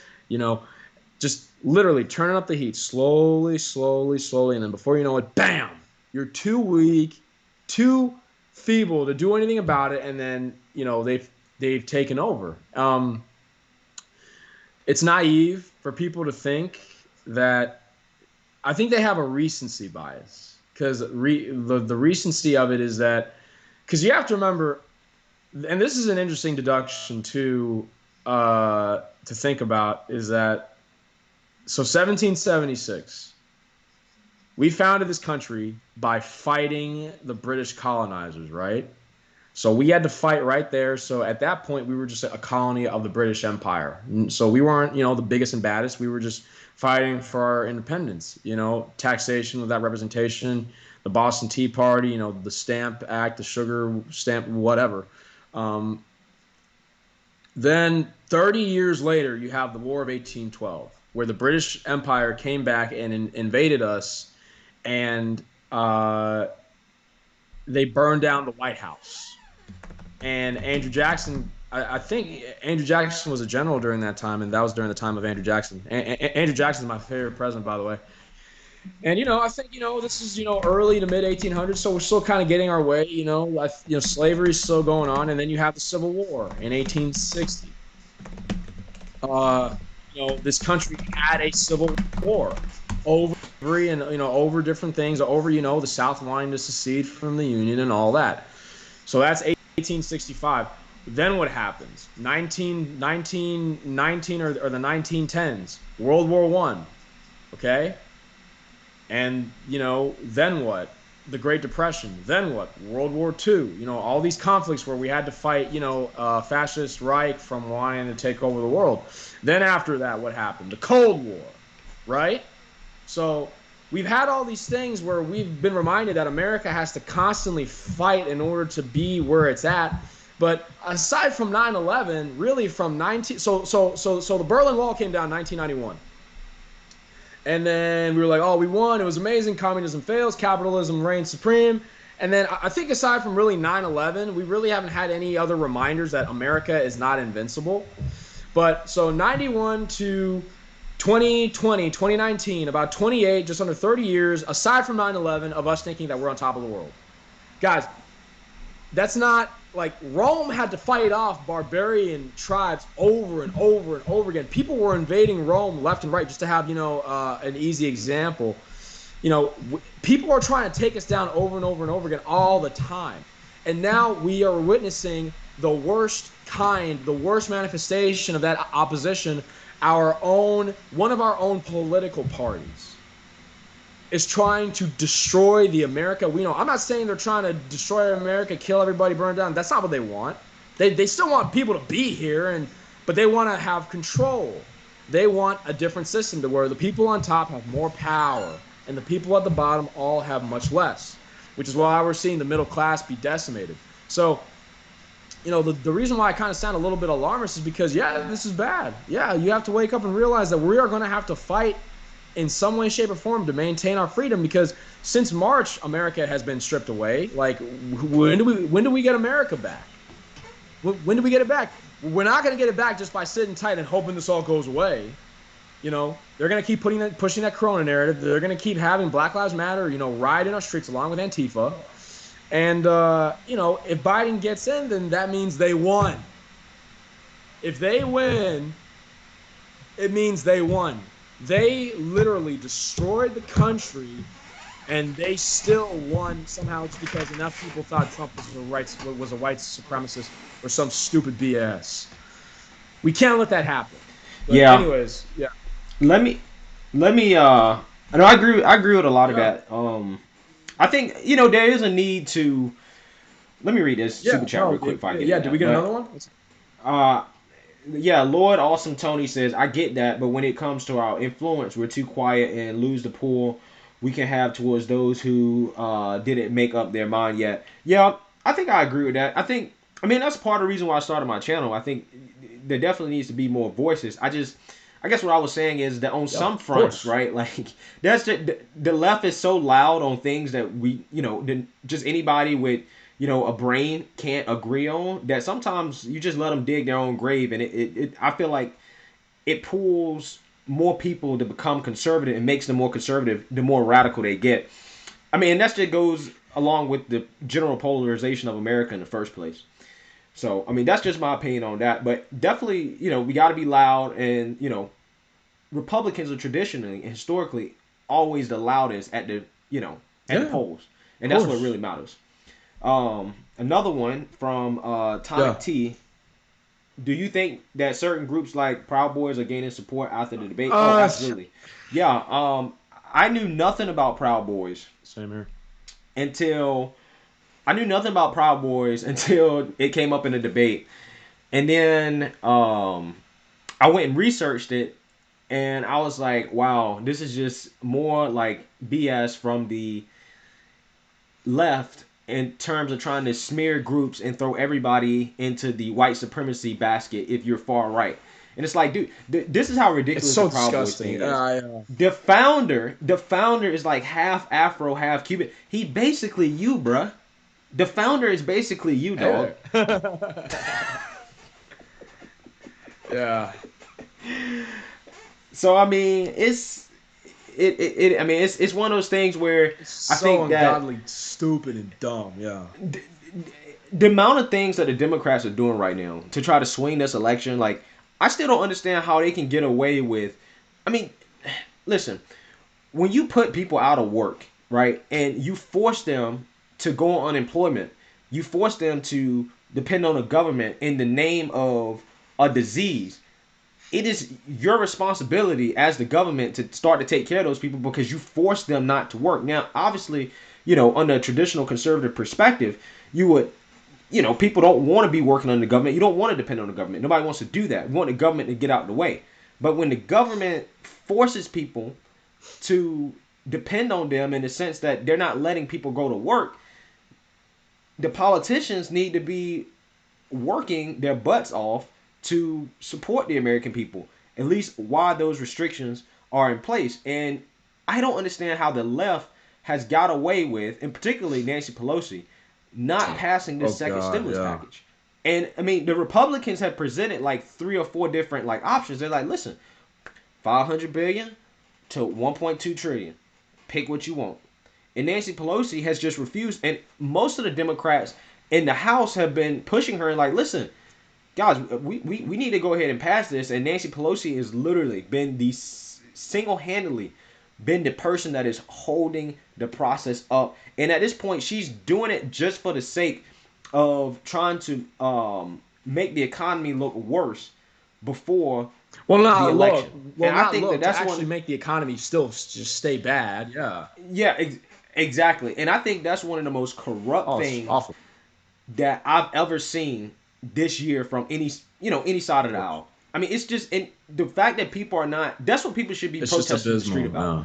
Yeah. The, yeah, the fact that the government has forced us to stay home. People have lost their Their jobs, lives. their Yeah. livelihoods, their businesses, their assets over this virus and the forced government lockdown. And then the government fails to follow up and to help those people just because they're trying to get President Trump out of office. I just think that's when you got to start thinking about, do we need to have a French Revolution here? Yeah, You know yeah, what I'm yeah. saying? Well, that's becoming more and more. I mean, this is October, so we can start talking about it that without it being too early, and having that topic go stale. But so uh, anything else you want to bring up, or can I kind of take it from here?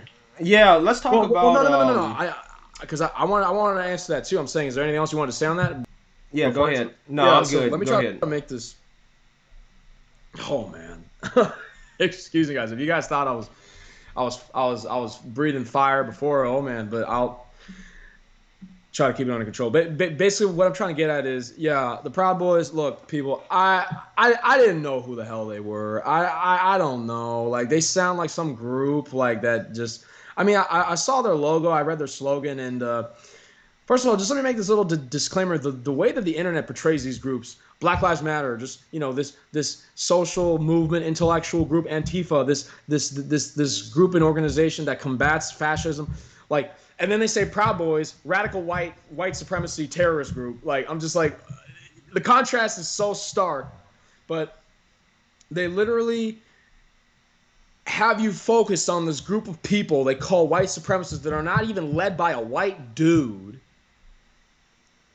and they want you to think that that's the biggest problem in America right now. Look, people, it's a distraction. They're distracting you from the fact that mostly because the Democratic states are the states with the harshest lockdowns. They took this virus as an excuse to take away your life.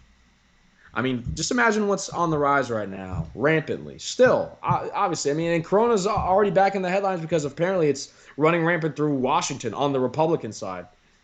Funny enough, but they, alcoholism, drug addiction, suicide, domestic violence, divorce, all these things, child abuse, child, mental health deterioration, mental breakdowns from children that I've heard firsthand from people who have kids that their children are just losing it. All these awful things that have been consequences of these shutdowns, but specifically the business aspect, because that ties into the stimulus, the financial, the monetary aspect of all this. They do all that in the name of a virus that's so terrible and so bad, quote unquote. And then now they're saying that they can't agree, that the Republicans are just saying, look, and there are different parts of this bill, but they're saying, let's just get these Corona stimulus payments out and we'll take care of all that other stuff later. Yeah, I think yeah, Larry Kudlow said that I think he said that on Bill Hemmer on Friday. He was saying, look, let's just get out, let's worry about that later. Let's get out these stimulus checks. Let's get a number on this, and let's worry about that later so that the people don't keep suffering. But the Republican argument is that, look, we don't want it to be over 1.2 because we can't keep printing money because the dollar's going to crash. So, and again, so they need to agree on that. That should be a good amount. Get some money into the people's hands that are really suffering. But Pelosi's just holding it up because they can't agree on some stupid number, and they're trying to say, oh, no, it's the Democrats. They're making people suffer until the election. And then on top of that, these organizations, Black Lives Matter and Antifa, hit these businesses on another front. First of all, Corona took away your ability to operate. Their stores are empty. Now your stores are gone. Why? Because they looted, they burned it, they took it down. They robbed everything. They destroyed entire buildings. And I'm sorry, this was Black Lives Matter and Antifa doing this? Radical left groups? Yeah, they love that, bro. They So love that. They love trying to take any attention off of Black how? Lives Matter and Antifa. Their new their new thing is that Antifa is an idea. No, it's a group of bum, young college socialists who just want to destroy everything.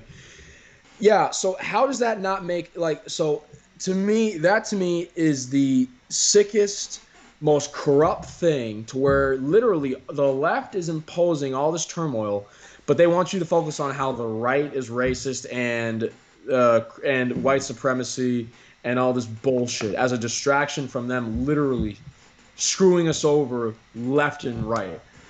So yeah, the Proud Boys, I don't know who they are. Maybe they're just a group of people.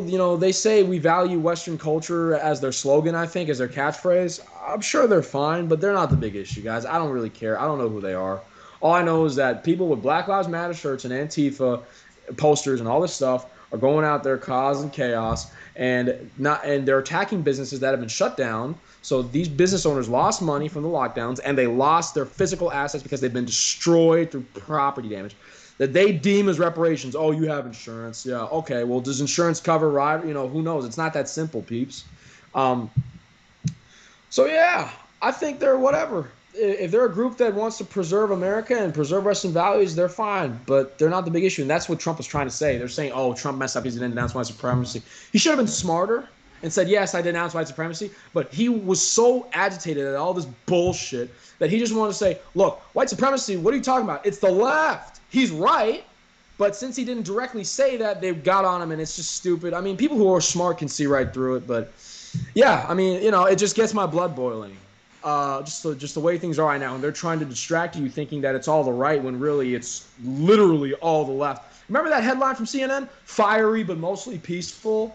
Like it's literally fire in the background. Oh, but it's mostly peaceful protests. Like, come on, peeps. I mean, and that was a CNN headline. Like, if liberals didn't even go like, okay, this is that's kind of I don't know about that. Then I don't know what to tell you.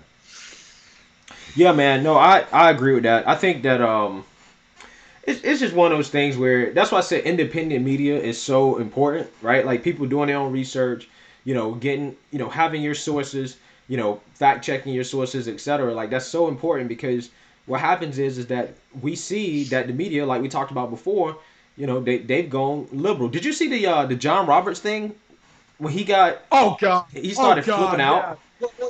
Well, go ahead because I think you made a video on that. So yeah, go ahead. Yeah, he started flipping out uh, Uh, at a press yeah, conference. he's the one who flipped out. That's so funny to me. But yeah. Yeah, he's the one that flipped out, and he's talking about what the Republicans want to know, and it's like, dude, all the conservatives slash Republicans, if you can use that interchangeably, but all of them already know. That's not what we're worried about. We're not worried about Trump denouncing white supremacy. Nobody's worried about that except the left, and they're not really worried about it because the leftist media knows that Trump has denounced white supremacy. They're just trying to use it to stir up the flames of the ignorant liberals who don't take the time to do their own research and to look into that stuff. And that's all it is. Literally. Literally. Yeah. I mean, he said that he's mad that people got on him on Twitter. It's like, dude, why would the people who follow you, a Fox News reporter, not get on you because you're literally echoing questions from liberal news sources repeatedly? That's why the press secretary got on him and was so mad because it's like, we've answered this 1,000 times. We are not on board with white supremacy. I got a super chat. Yeah, what's up? All What's right. up? What's up? Frank G says when the Roman Republic failed, their people Ooh, started ooh. pushing progressive I like his. ideas like gender fluidity. Republicans need to fight to prevent history from repeating. What do you got on that? When the Roman Republic fell, so you're saying like when Caesar did he use the word republic specifically? Yeah, he said Roman Republic. Okay, well that's technical because guys, I don't want to give you a history lesson, but the Roman Republic fell after Caesar was assassinated by Brutus and Cantus or whatever, Brutus and the other guy, uh, and then it turned into the empire when Augustus took over and he took power from the Senate as the emperor. So I don't know. I mean, you're saying they pushed gender fluidity when Rome fell from a republic to an empire, or when Rome was totally collapsed in the Middle Ages? Um, I'm assuming he means when Rome fell completely, like when the Roman Empire fell. Just remember that's because that's technical. The Roman Republic fell after Caesar died, and then it became an empire when Augustus took over. I'm using this pose because that's the Augustus statue. And then at the very end, towards the times of Justinian and all those guys, I think the Byzantine Empire with Constantine, then the Roman Empire fell, and then it became the Holy Roman Empire, where it was mostly in Germany and all this stuff. I don't want to get into that, but I don't think he's concerned about the history of it. I think he's just asking directly, how do you combat gender fluidity? You just got to be tough, be brazen. Be like, hey, no, men are men because we are this biologically, and women are women because of this. We're not better, we're not worse, we're different, but we're equal. We need each other. Each other has different roles. If you take that away, then you're literally going against our own human nature, and that can be catastrophic for our human race because we're going against nature. Nature always plays back when you mess with it. We fed cows to cows, we fed beef to cattle, mad cow disease. Yeah. Around, yeah, like don't do that. Like nature's gonna be like, okay, well I guess we need to punish you now too. They say Corona was nature to punish it. No, I mean apparently according to a Chinese doctor that was on Tuck like a couple weeks ago, it actually did come from a lab. But that's you know that yeah. So Yeah, they silenced her quick. They silenced her quickly. She was given the newt. She got the newt. Well, yeah, the Newt Gingrich. Yeah, well, China's probably trying to kill her. I have no doubt. I have no doubt she's on the radar. Yeah. Say what? I said I have no doubt she's on the radar. Oh, for sure. Yeah, and look, that's why it's called coronavirus. I want to wrap up on the gender fluidity real quick, but just let me say this, Andrew. Look, guys, just a quick note. They call it coronavirus so that you keep forgetting that it's from China. They gave it this stupid generic name, Spanish flu, Middle Eastern respiratory syndrome, MERS. Spanish flu, MERS. Isn't that racist? No. The first thing Trump said when he called it the China virus, some stupid reporter was like, like this one like woman, like you keep calling it the Chinese virus. That's racist. It's the stupid shit I've heard in my life. But yeah, remember, China's in bed. Like the World Health Organization is in bed with China, and that's why the World Health Organization called it the coronavirus and gave it this generic ass name that's not even really a name for a disease. Call it EMRS, Eastern Mild Respiratory Syndrome. If you really want to be about it, call it CMRS, Chinese Mild Respiratory Syndrome. We have that for the Middle East. We have that for the Spanish flu. We have no problem with that. But now all of a sudden you call it coronavirus disease. We have a bunch of different coronaviruses that cause different diseases. Give it a name. But they won't do that because they want you to forget that it's from China subconsciously. But yeah, anyways, Leo hates Corona, guys. He hates Corona. Absolutely. Well, it destroyed our lives. It destroyed the social fabric. So why wouldn't I hate it? But anyways, look, you just got to make sure that and it goes back to school and the educational system. Get into your children's heads that this is not right. Like it's okay if you steer that way. You want to do this, that. Do it. But you don't need to make a statement about it. Just do it. No one will mess with you. We have freedom of speech, freedom of expression, but don't try to bully us into thinking that that's the norm, because now you're literally being the thing that you're saying that you're fighting. Does that make sense? It's like, teach your children, you are this, you are a male, so we're going to treat you like a man, and it's been working for all of human civilization, so we're going to keep it this way, and you're a woman, so you do this.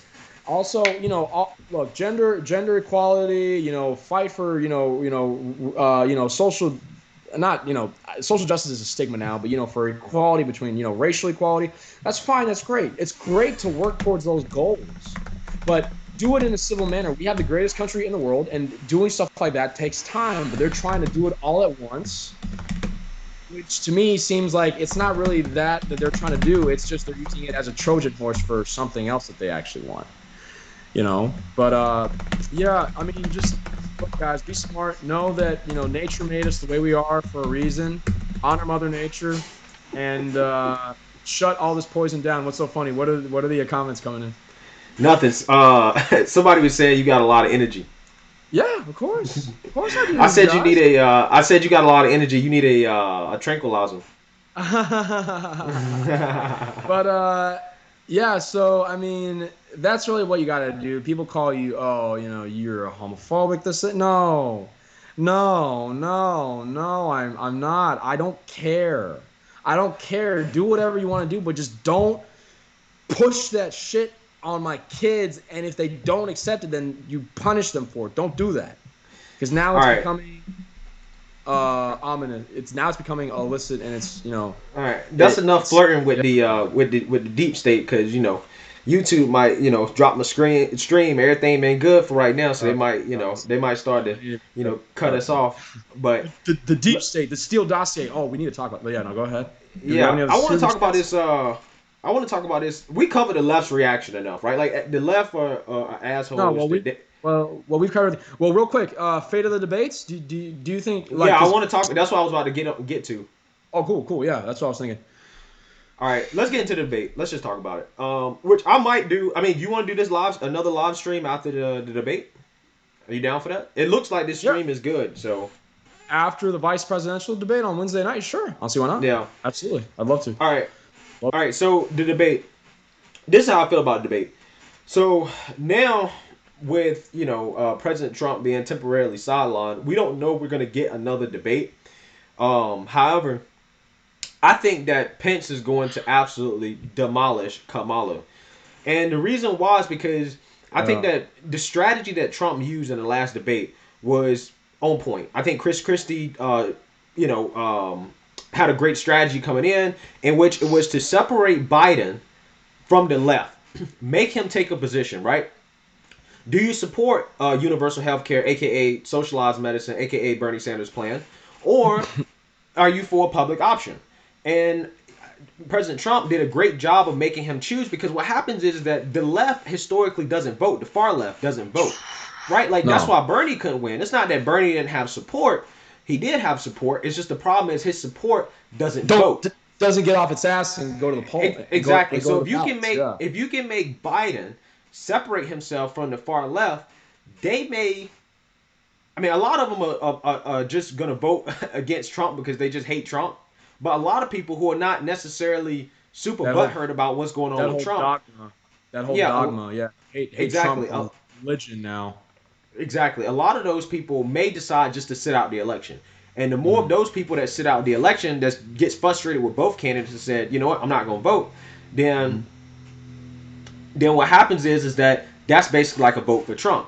Now, Mhm. if Biden does align with the far left, he says, I'm for the Green New Deal, I'm for socialized medicine, I support Black Lives Matter, all the far left, ideas. Antifa. I And support defunding the police. I support packing the court.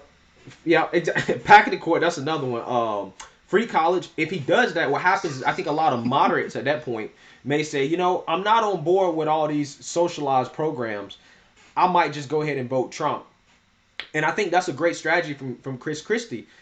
And I think that Mike Pence is going to execute that same strategy on debate night against Kamala. And Mhm. what Kamala is going to Mhm. do, she's going to take debate and just attack Trump. That's what she's going to do. She's going to focus on attacking Trump, and Pence is going to focus on attacking her and their lack of a plan and make her choose and tell the American people, where are you at on the political spectrum? Where are you at on the political spectrum? What are A you gonna lot. do? What are you going to do? Because they know that their ideas are not popular. That's why they don't want to talk about them. And I think Pence is going to do an excellent job um, of executing that strategy. So that's my prediction. I think Pence is going to wipe the floor with Kamala. I think that he can hit Kamala on a lot of things, such as her record in California.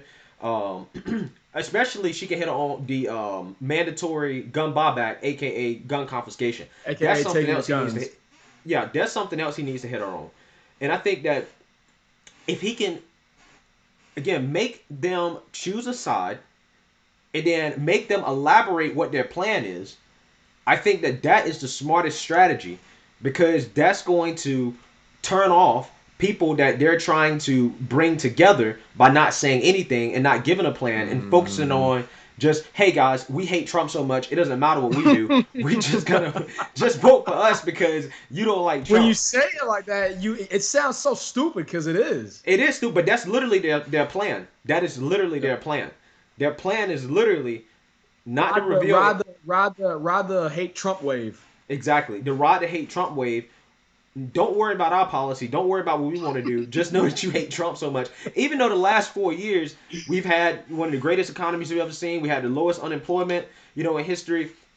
I mean, we've had so many great things. I mean, record high markets. No wars. All the things they said that would happen under Trump did not happen. And the worst thing that happened under Trump is this virus that he had no control over. So I think that once you start to try to debate on the facts, they won't be able to debate on it. They can't debate on what Trump's had a terrible presidency. Let's point out the things terrible that he did because they can't. And honestly, they don't have a better plan than what Trump has already executed in the last 4 years. And I think Mike Pence is really, really, really going to hit hard on that. And I think that Kamala is going to take the bait and focus on attacking Trump. And honestly, at this point, you have nothing to gain by continuing to attack Trump. The people that already hate Trump, they still gonna hate him, right? Like people Mm-hmm. just they're gonna Mm-hmm. hate Trump no matter what. So you don't gain anything from attacking Trump, and that's what she's gonna do. And I know that's what she's gonna do because it's easy. Go ahead. It's obvious. It's obvious. Yeah. No. I think that first of all, it didn't happen under Trump. It happened while Trump was the president of the United States. It happened under the Chinese Communist Party, just to make sure that we all are aware of that. But yeah, I think that it's going to be really easy to get them to dig themselves in a hole this Wednesday with Pence and Kamala because I think that uh, the fact that they have been so under the radar about what they're going to do, and they're literally just trying to say Trump is a racist, Trump failed the pandemic, blah blah blah. It doesn't matter what we do because that was so bad that no matter what, anything we do is going to be better. Yeah, I think that that's not really going to win it over any more people. Like I actually have like a direct question to you on that. Like, you think that like no matter how loud Kamala says that Trump's a racist and he's so bad and the pandemic and these many people die, you really don't think that no matter how times she says that it's not going to work because people are just tired of hearing it. Like it's the same old stuff. Yeah. So let me answer the super chat real quick. Local Serenity says, please state your position on these crazy people saying Trump killed 200,000 people. All right. So guys, I Oh, actually oh, I oh. actually just finished making a video debunking that statement. I just finished making a video about that, and I was actually uploading it before I got This is on news to live. me too. So I'm going to make a video about that tomorrow, and I'm going to debunk that claim. Now, the heart of my argument is that essentially the Democrats don't have proof that the Republicans have would have done a worse job. That the Democrats don't have proof that they would have done a They would have done better any better. job than President Trump did, considering how affected that their states were from Corona. Like, for example, New York. New York literally has, I think, 180 or 160 people, 60 deaths per 100,000 people, which is like the second highest in the whole country. And also, New Jersey is like number one with 180 deaths per 100,000 people. The whole Northeast essentially has a higher death rate per 100,000 people than basically the rest of the whole country. In the states Mhm. like Florida and Texas that chose to stay semi-open or either open up early have actually done better in terms of having a lower death rate.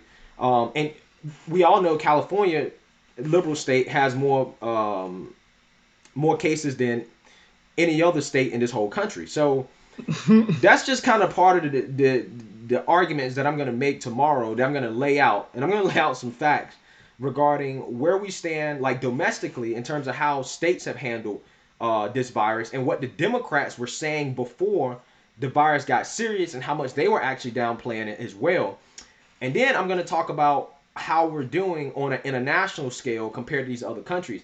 And this is the narrative and the stats that the mainstream media is not going to show you about corona. And once you put it all in perspective in terms of what's actually happening, look at how much we've tested versus uh, the amount of positive cases we're getting per capita, like we're fine. Like we're doing fine. Like we're not nearly as worse off as some of these other countries. Like Mm-hmm. we have a Mm-hmm. mortality rate of like 2.8% from corona, Mm-hmm. and you got other countries like the UK much higher. France is higher.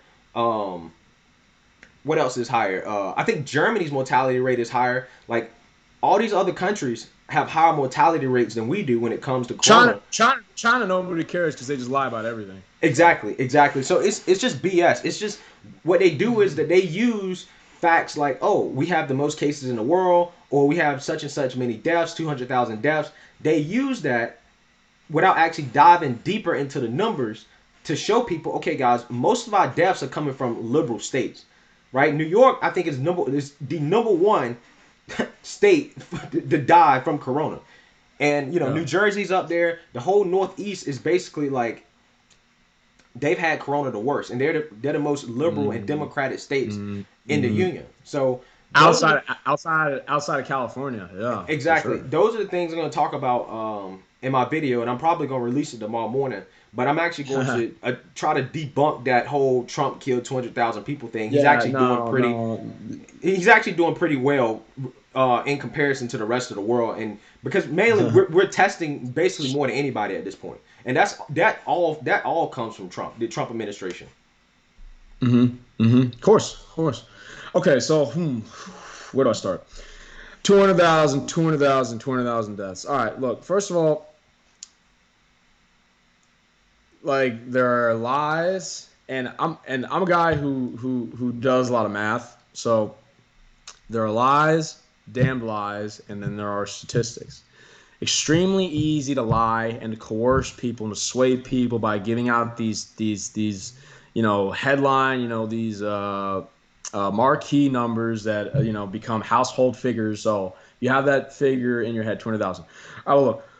First of all, you have to think about how, at least domestically, how bad it could have been and how Trump could have reasonably and viably reacted to it while at the same time keeping the economy from completely, going down, in shambles, from being completely destroyed and just literally falling off a cliff, right? So it's not unilateral, it's bilateral. You have to protect people from the virus, but you also have to make sure that the economy is somewhat there. There's just some form of a remnant there. So he did what he could. He put in the, he's getting these masks, getting the ventilators. He shut down. He had to shut down the economy. That was very difficult for him to do because it was one of the greatest economies we've had that he built in literally 3 years.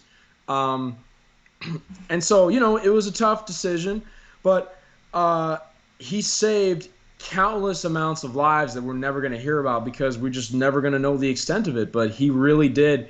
The China ban, travel ban that they called xenophobic, the Europe ban. And they said, oh, he was downplaying it. No, he's not downplaying it. He was trying to keep the people calm because that's what leaders do. That's what leaders do.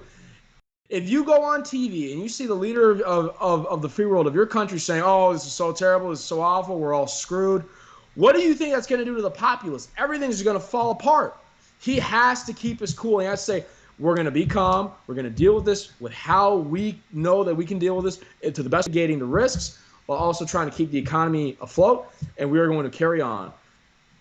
In terms of just Trump's responsibility and what he could have done with all this. Now let me get to the real stuff. All right, look.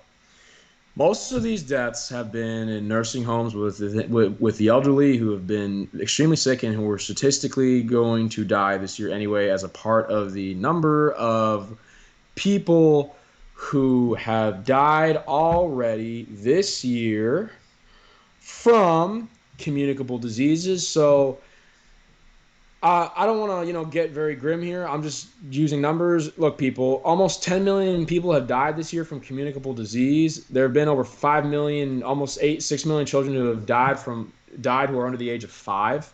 1.2 million people have died from AIDS, 6.2 million from cancer. So cancer and communicable diseases are separate, actually. If you combine communicable disease with cancer, apparently, or maybe it's just a subcategory. But that's 15 million. Almost 2 million from alcohol, over a million from traffic accidents. Look, people, these are all people in nursing homes mostly. And obviously, you have those, cases where a young person gets it and dies in this. The flu does that every year. Okay. It does that every year. Sometimes outliers happen with the flu, every single year. Okay. So that's just one thing. But the other thing is, Cuomo put a lot of infected people in nursing homes, didn't he? So that kind of was Cuomo's fault too, but somehow it's all Trump. And also, look, people have corona. They walk outside, they get hit by a bus, coronavirus killed them. They have corona. It's a lower income individual, goes out to the streets, gets shot up. And again, these are terrible things that are going on in our country, but even more so now. Or gets, what happens? Gun to the head, coronavirus killed them.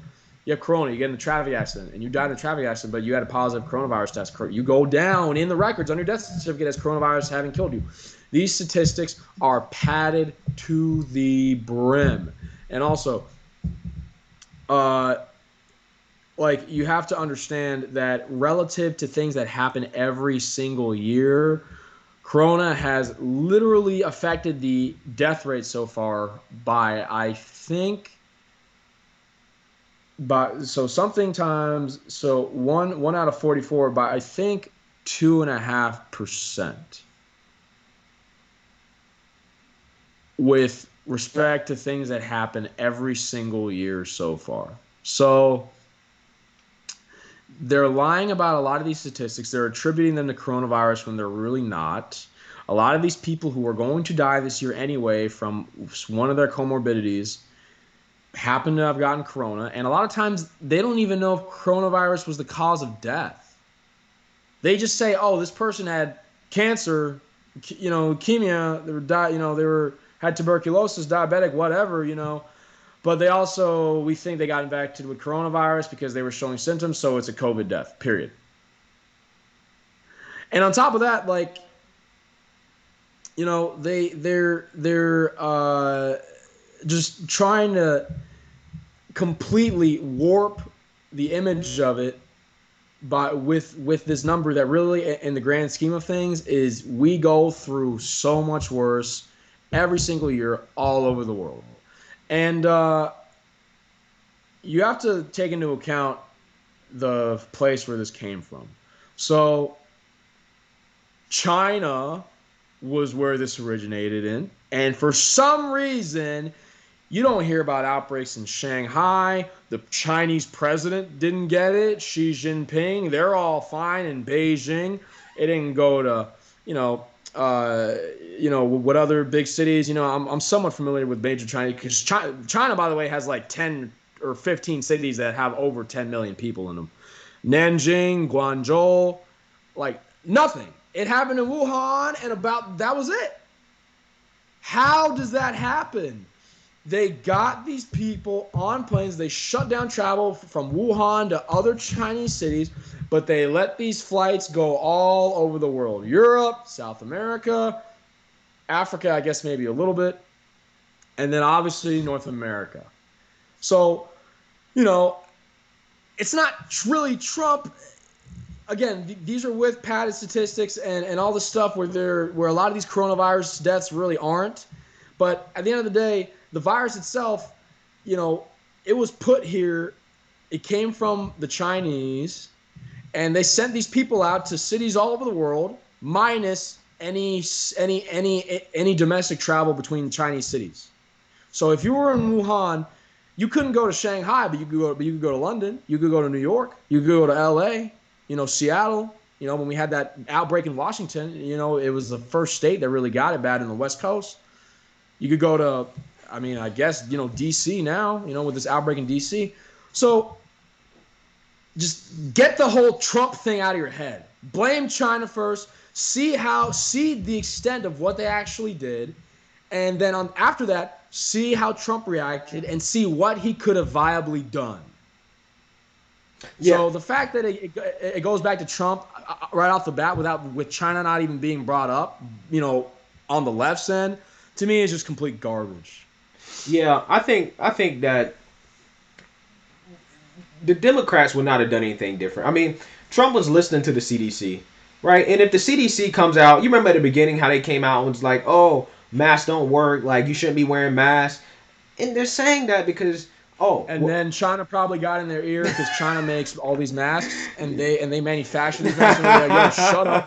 We need to sell you these masks. Yo, bitch, shut the f up. We need to sell you these masks. So, just get people to forget you said that and say, yo, we need masks because our mask companies in China are trying to make a quick buck. I That's not mean, even that deep of a. mask has been big business. Mask has been big business uh, in 2020. But the thing is, they said masks didn't work, right? And when they said masks didn't work, people weren't wearing them. And I think that once they turn around and was like, oh, cloth masks work. Like wearing a little cloth over your face is apparently supposed to help, right? And it's supposed to help stop the spread. It's like, come on, man. That don't even make sense on paper.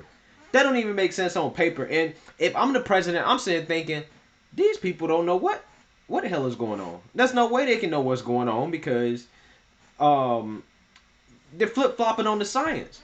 So Trump essentially said, you know what? I'm gonna leave it up to the states to figure it out and let the states decide what's best for their people and keep it moving. And it's they act like the federal government didn't give them any guidelines. No, the problem is that at the end of the day, the states were afraid to act on their own because they don't want to take all the blame just in case you know their state ends up getting like a super spread or something like that.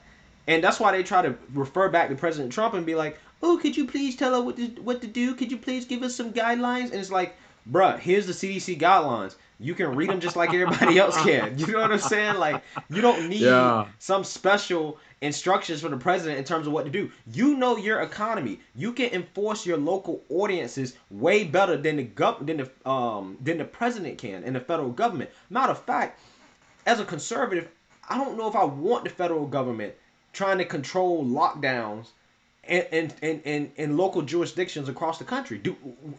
Would I want the government to be that big in the first place? So it's almost Yeah, like, because you don't treat a lockdown in New York the same way you treat a lockdown in South Dakota. No. yeah, exactly, exactly, exactly. You can't do that. So the thing is that it's almost like going with the state option was essentially the most anti-fascist thing that Trump could have did. Yet they still call him a fascist, even though he did something that he had a chance to be the biggest fascist ever, and he just didn't Literally. do it. So it's And he was almost like, like this. nah. Exactly, it's like this narrative that they try to play up about Trump being some type of fascist dictator. It's just garbage. Because what better opportunity for him to do that than to do it with this Corona pandemic? Like it just And boggles my that's and mind. that's and that's a huge point because it's like if Trump would have done all that, they would say Trump's a fascist.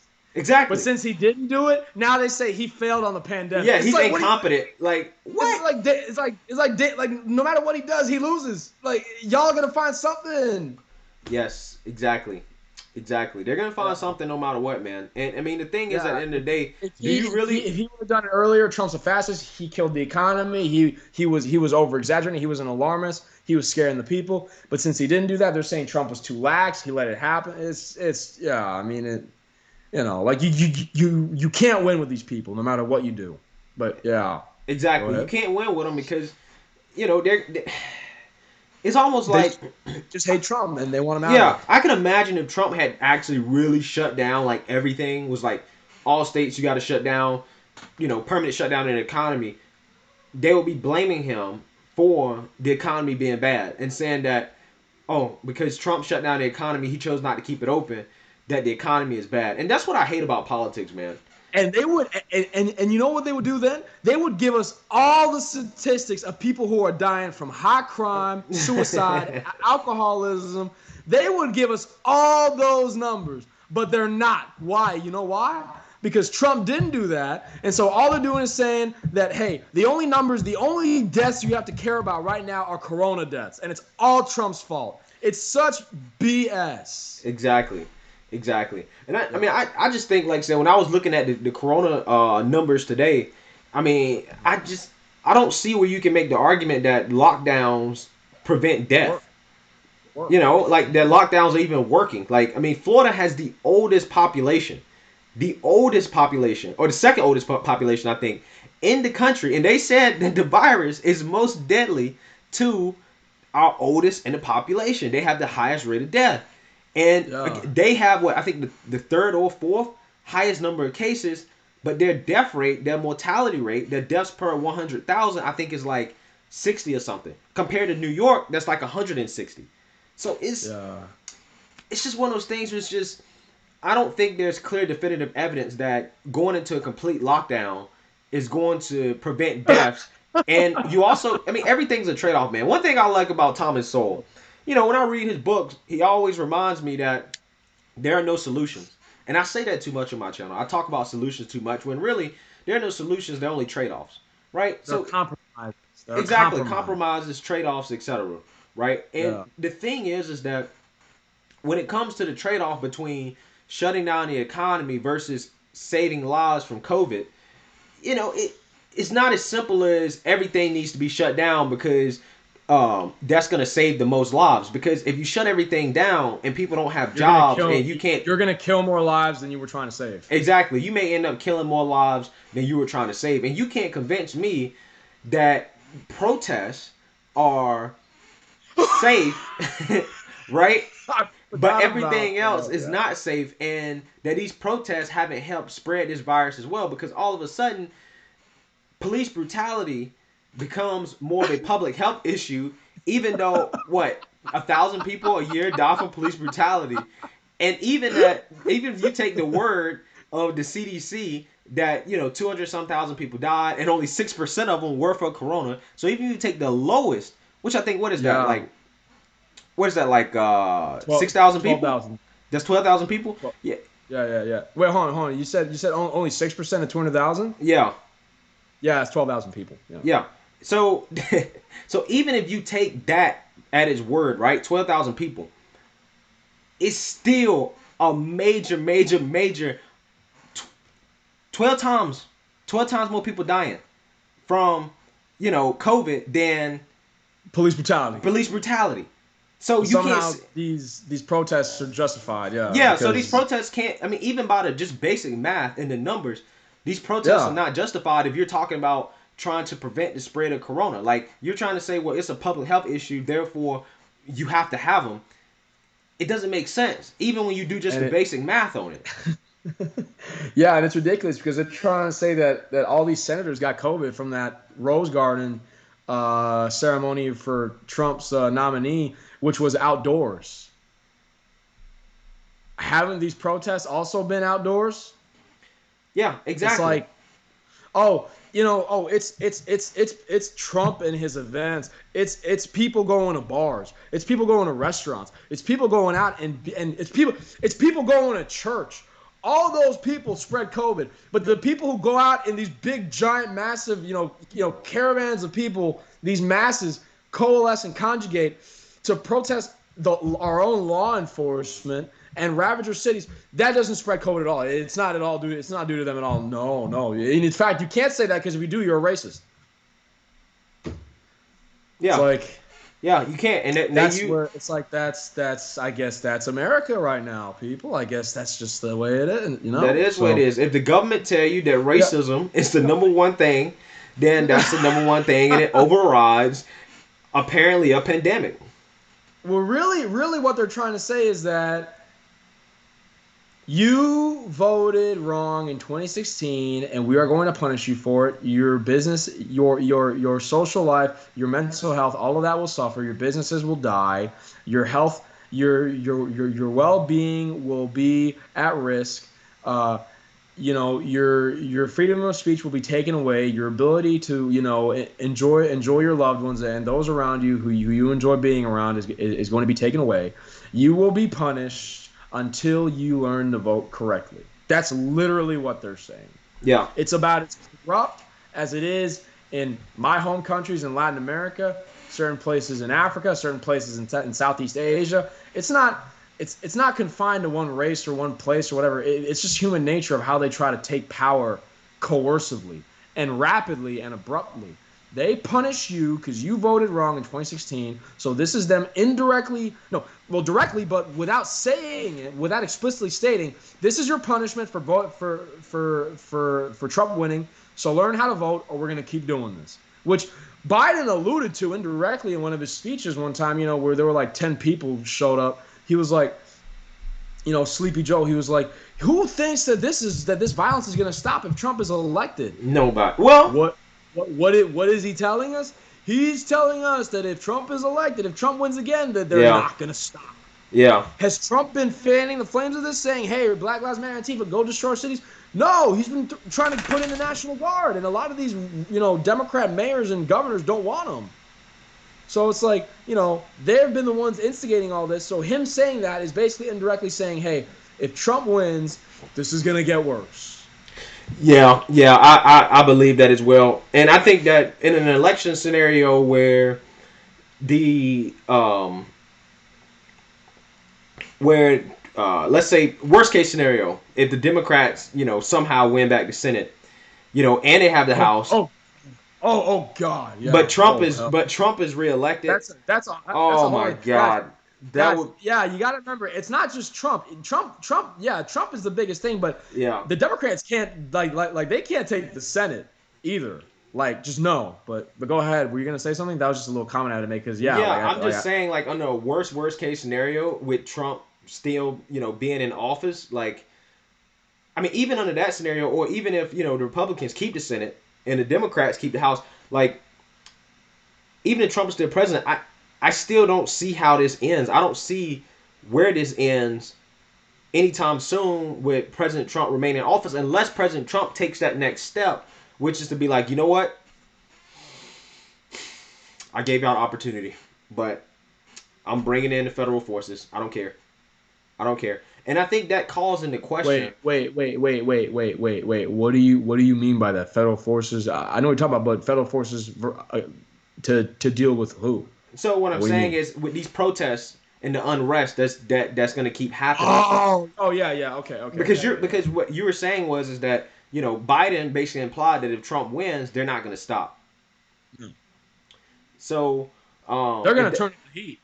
yeah, The they're going to turn opposite. up the heat, exactly, which is what you're saying. And what I'm saying is that if they turn up the heat, President Trump may not have a choice at that point, but to be like, okay, I'm going to have to use federal force, which is going to me going to make a lot of conservatives question: is this an overreach of the administrative branch?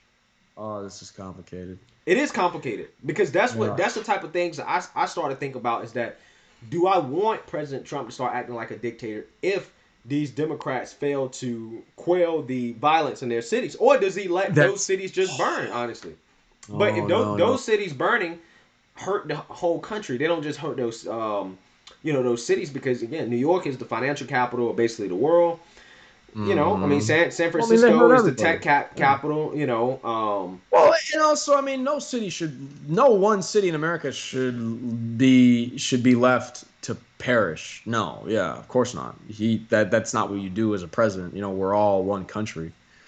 Um, is it all right if I chime in on that real quick? Is Yeah, go that for it, go because for it, go for it. yeah, like that's complicated. Then now we're in a full-on civil conflict. So I honestly think at that point, Trump would literally just have to go unfiltered and say, "Hey, the Democrats want communism. They are going to destroy America. I have to do this to save our country."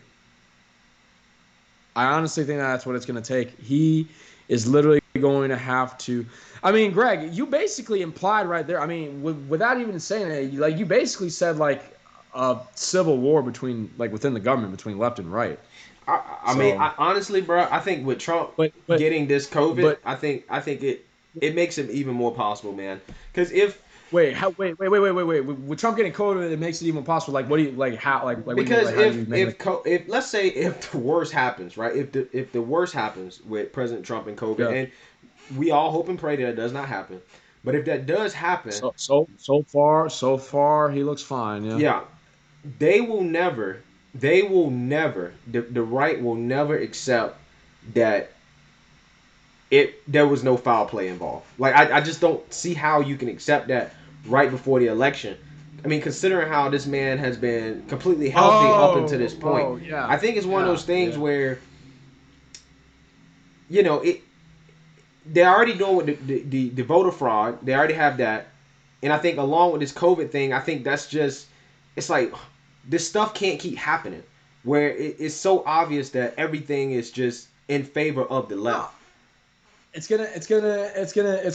gonna reach a brink. We're probably gonna have like from here on out, we're probably gonna have at least one live stream a week leading up to the election. So we're gonna have a few more occasions. We're definitely gonna have one after the vice presidential debate, and hopefully Trump comes back just in time because the second presidential debate is literally when he would come back. If like he would literally come back like an hour before the second debate out of quarantine, I think if or like literally that night if it lasts the full 14 days literally be the night of the second debate. So Trump needs to come out there and hopefully we can have that, like the lights don't get cut off from that, or they don't pull the plug on that and Trump comes out and says, hoorah, I made it, I'm okay, I'm invincible, I'm Superman, I'm 74, a bit, on the bigger side, and even this couldn't get me, and that's going to be huge. But um because whenever you bring this up, it kind of is the ultimatum. But so I don't want to speak too much on it just yet, since we still have another month, because obviously this is going to keep building up and up, especially now that it's October. We're a month away. But yeah, I mean, I think a better thing to do is to just be curious and to just kind of ponder, rhetorically and ask these questions about, how is Trump going to put a stop to this without literally pulling out all the pulling out all his using all the weapons in his arsenal. I mean, because the only reason why is because this is getting funded and it's getting pushed on by the left. If these people had nobody supporting them, it would be shut down like that, of course. But so the source of it is the liberal elites and the Democrats. So how does Trump combat that to where they don't literally burn America to the ground because Trump stays and the Senate stays majority Republican and whatnot? Um, yeah, man, I don't think there's a way to do it peacefully. I think these people are just asking for it, and I think Trump's gonna have to pull the nuclear. I don't want to use that word, quote unquote, the ultimate option, which is to literally fight fire with fire.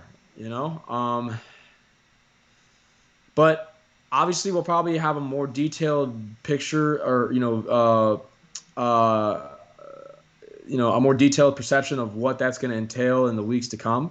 Because I mean, we all know that it's going to be terrible, but they might not let us know on election night who won. Even if Trump wins the electronic electoral votes, the electronic electoral ballots, which we've been doing, and all the votes that they counted from absentee.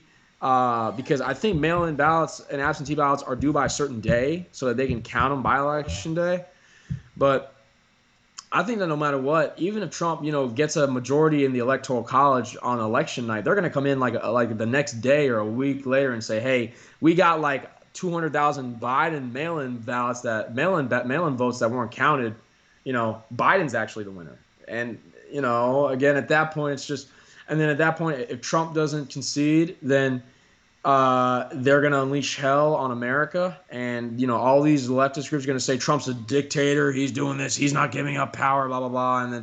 But then Trump's going to say mail-in voter fraud is a scam. They lied about everything. We see all these scams with mail-in ballots all the time, literally every day now, with the 100,000, with the 100,000 faulty ballots that were sent to wrong addresses with the wrong names on them in New York City, just literally last week. So, yeah, man, I don't know. I mean, at that point, they're literally going to have to. Trump's going to have to try to do something to make sure that if he stays, which I know it in my heart he will. He's going to be able to kind of pull all the strings and use all the weapons in his arsenal that he can to kind of suppress this, because this is a disease, people. This is the real pandemic. This is the real infection. This socialist Marxist revolution is what's tearing us apart. They're trying to destroy America as it is and rebuild it into this socialist utopia. That's why they've been doing all these obscenities, and they've been tearing us apart. That's why. This isn't a shit. This isn't piss poor luck. This isn't bad luck. This isn't coincidence. This is on purpose. There's no way it isn't. This is, again, too good to be true, too bad to be true. So, we'll see what it comes to. But I think for right now, Trump's going to have to really, really, really get, kind of spiked up and show his teeth if the left start echoing more and more aggressive rhetoric. If they, with respect to them saying what they're going to do if they feel like Trump wrongfully wins, if that makes sense. Like them basically implying to us what they're going to do if the Electoral College says Trump won. You know what I'm saying? So we'll see, man. We'll see. Yeah, man. No, it's definitely gonna be interesting to see Yeah. what happens. And I think it really starts on It's debate crazy to night. think that back in March we're talking about this, and now literally here we are a month away. Time has Bruh. flown. It's Yeah. crazy, man. But you were gonna say, no, sorry. Yeah, I was gonna say that I think it all On starts on debate debate night. night. Yeah, honestly. Wait, what do you mean by that? Just can you just explain So in that a little terms bit, of real? just like the next chapter in this story starts on It's debate gonna night. it's gonna be the second presidential debate. Yeah, Absolutely. exactly. Yeah, well, the Well, but vice presidential debate, well, because at this point, oh yeah, of course. I Well, mean, that you too, think of course. about it. I mean, at this point, like, I mean, again, and I hate saying this, but if you think about it, I mean,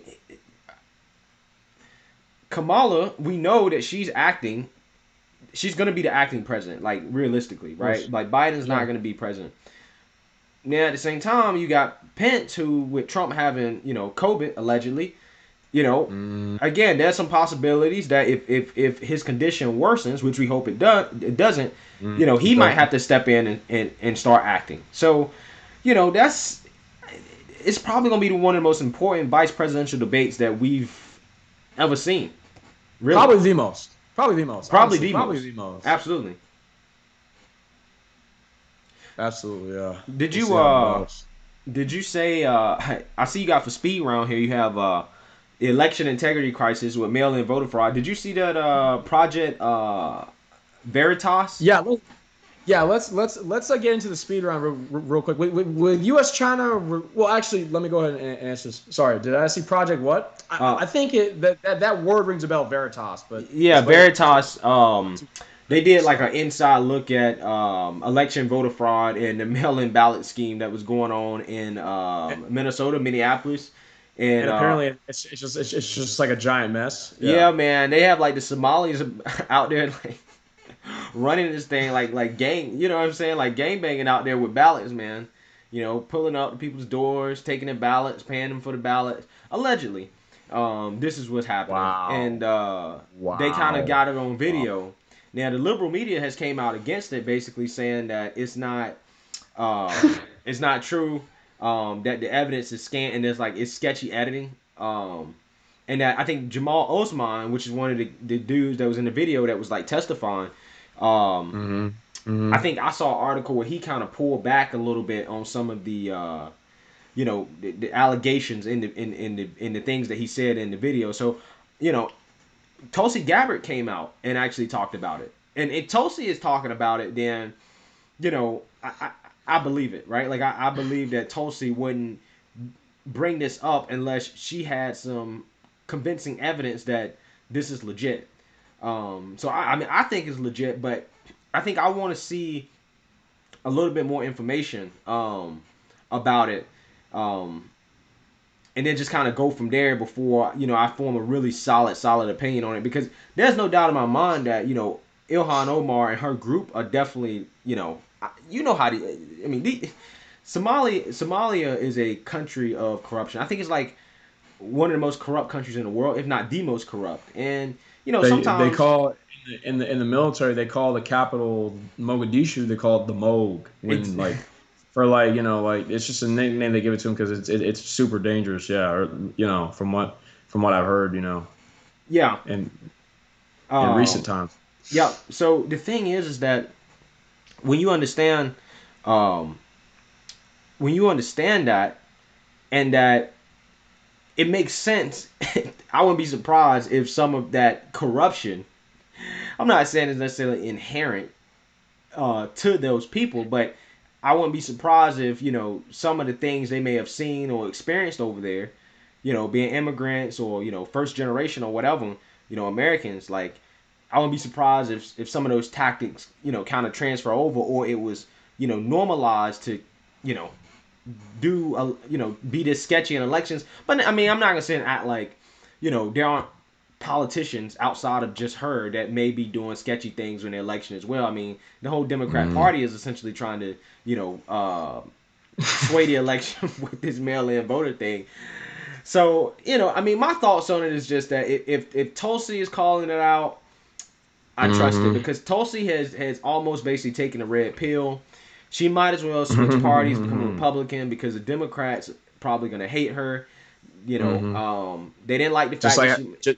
just like how they hated Kim Klacik on that one video, Yeah, on but that one Tulsi actually. But panel. the thing about Klasick is that Klasick is just she's a Republican, right? She's straight up Republican. She's not She acting should in have the. Yeah, she's not acting in the Democrat Party like but Tulsi. Tulsi is still like legally like officially a Democrat still. Yeah. Yeah, and I think she refused to vote on the Trump impeachment. So she was like, "This is BS, right? Like, I'm not gonna Yeah. vote on this." Of Um, course.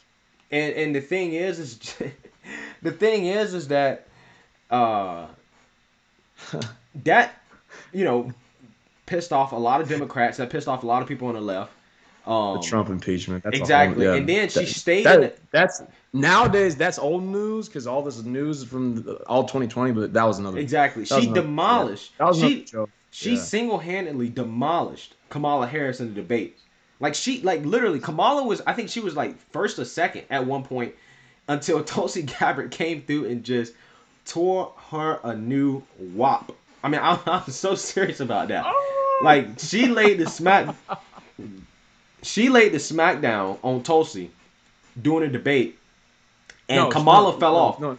Like, Kamala had to Oh, drop yeah. out before the primaries, like voting even began.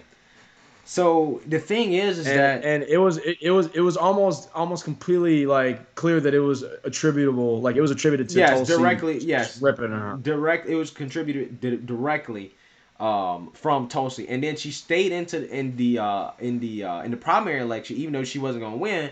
She stayed in basically the whole way through, and that was also basically her basically being a thorn in the DNC and the Democrat Party. So at this point, I don't know where she's gonna go politically, and she seems to still be kind of on that like red pill train where she hasn't switched Hmm. parties. Um, but it Just appears to yet, me, yeah, just officially. yet. But it appears to be like she's just straight red pill. She don't care, and I Yeah, respect that. I really do respect that. Like, it takes a lot of guts to absolutely. do that. Yeah, no doubt.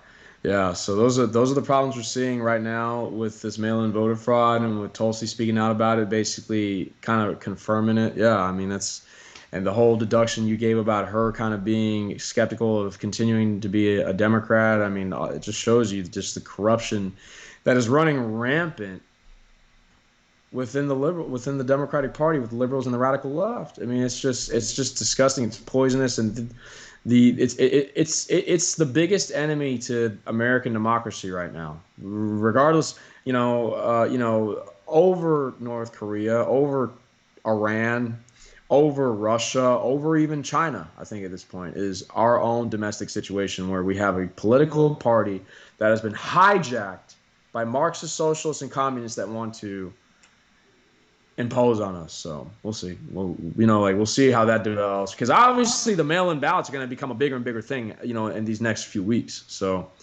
um, we'll see how that develops. All right. So you want to move on to just real quick talking about the Kentucky Attorney General Daniel Cameron? Yeah, so you say he made some extra comments. I didn't see those comments, so you can speak on that, and then I'll chime in. Yeah. Yeah, like he's basically saying how they're calling him a race traitor, skin folk, not kin folk. You know, they were saying how he was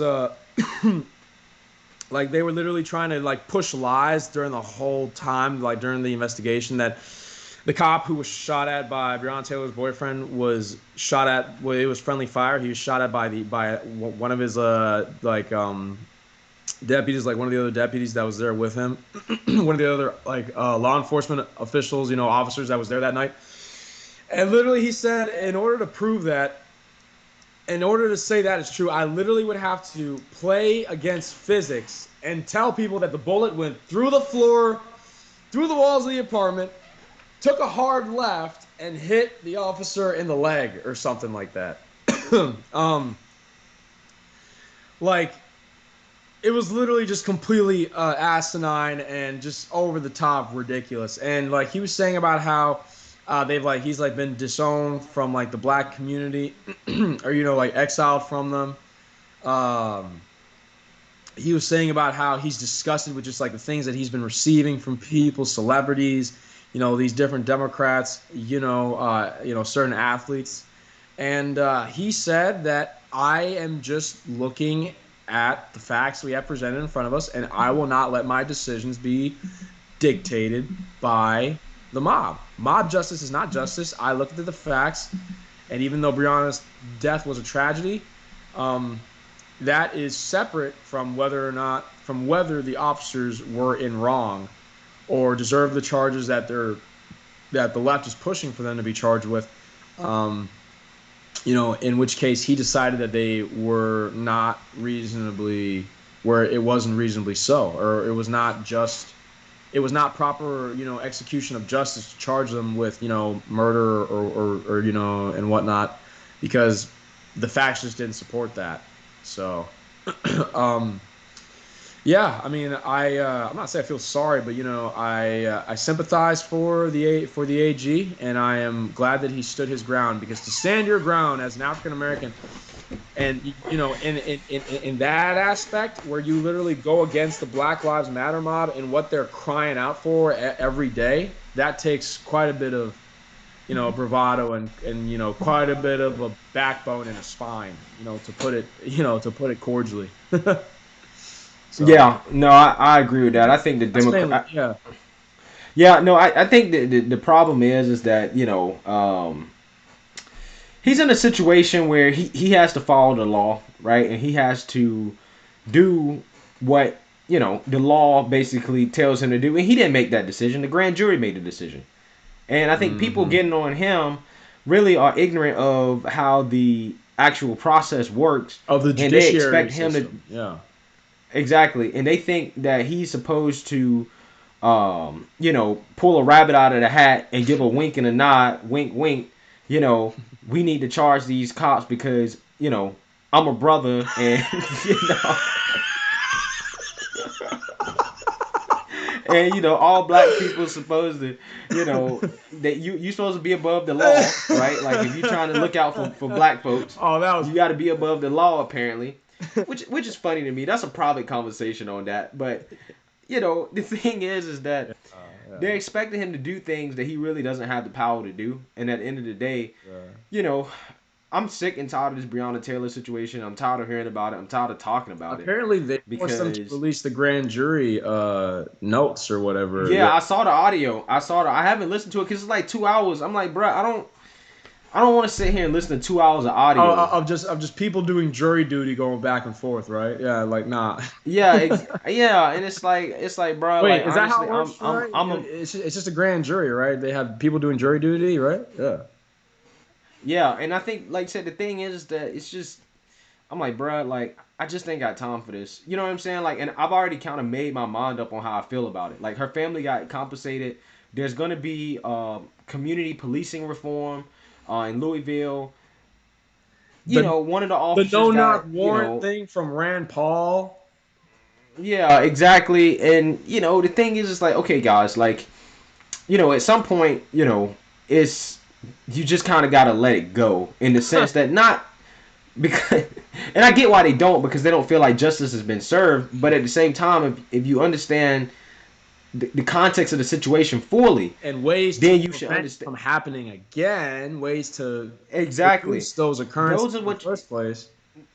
the problem is that if you guys were actually protesting for changing some specific law or having something specifically change, Hmm. then that would be one thing. But you're not. What you're protesting for is something that does not have a solution. You're protesting for racism. Racism is not why Breonna Taylor lost her life. That's not why it happened. And The when you cops, try to the cops protest didn't for go in there just because they wanted to shoot black people. No, it just exactly, no. they was like, let me shoot this black girl real quick. That's not what they did. You know, that's messed up, man. You That's see messed how up. That's messed stupid up. it sounds when you say it like It's that? it just it is stupid. That's why you gotta laugh because it sounds so stupid to think about. They didn't go in here talking about let me shoot up this black girl. That's not what happened. She got basically caught up in an exchange of gunfire between her Crossfire. boyfriend, yeah, and the police, and that's what happened. So the thing is, I do understand, from a certain extent, like, this guy was, he was acting in self defense. The police shouldn't be able to, just walk up in your house and just, bang on your door. You don't know who it is, and you don't have a right to defend yourself. I 100% understand that argument as well. But again, we can't have a nuanced argument about that because the argument is about racism. And when the argument is about racism, that guarantees that we go nowhere and that there will be no solutions. That's all it does. And Exactly. these people don't understand that. It's like, if you believe that this systemically racist system exists, as you say, then you need to focus on pointing out the specific laws on the books that you feel are racist, and and and actually and attack those start there directly because that's where and it's start yeah. there. Exactly, instead of trying to take down this whole systemically racist system without defining exactly what's systemically racist about it. Yeah. Like, it's It's emotionally got it's driven, got and it's, it's it's not. got too many holes, too many inconsistencies, and it's not based off any solid foundation. Yeah. Yeah, yeah, exactly. And the thing is that it's just one of those things where you're never going to get all the details in the case, and you're never going to be happy with the details, right? So I don't sit here and try to act like I know everything. I just piece together what basically happened, and I come to the conclusion. Okay, this was this was an accident. This was something that you know it was just a stroke of bad luck. But ultimately, at the end of the day, it's not like police are just putting random people on warrants and kicking in their doors. That's not how it happened. Like, obviously, Breonna Taylor was involved in something that they were involved in something. They're like, okay, which can I say this? Can I say Negro? Can I just say? Bruh, say what you want. You want for a black, apparently, Hispanic man. Like which like the judge and the cops just like how they're just like kind of chilling together and they're like, all right, which Afro, like which brother are we gonna get today? Like, no, Yeah. what are you reading? Like, what are they saying now? Because obviously when you bring in race in, it gets kind of touchy, but Uh, some you laughing about something. I'm gonna read the tame ones. I'm gonna read the tame ones. There's some systemic racism apparently in the courts, which is fine to fix if there is, but they've gotten out of control. I mean that's essentially what I'm saying. I mean, what I'm saying is that at the end of the day, if your argument is that there's systemic racism and that there's a system set up that keeps black people down, which Go, me go, personally, go, I don't be, believe. go and be lawyers. Yeah, More lawyers is exactly, fair. Or more exactly, judges or right. whatever. Yeah, you got to do it like that. Exactly.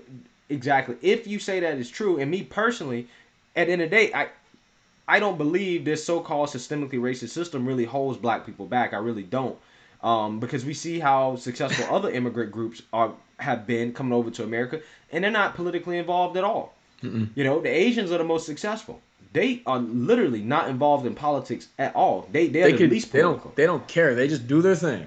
They do their thing, and if more black people just decided, like, we don't need politics, right? Like, we're just gonna do our own thing, and we're just gonna build our And own and community. not try to be obsessed with being assimilated and accepted. Like, Exactly, exactly. Like, if you just focus on that, you'll be a lot better off.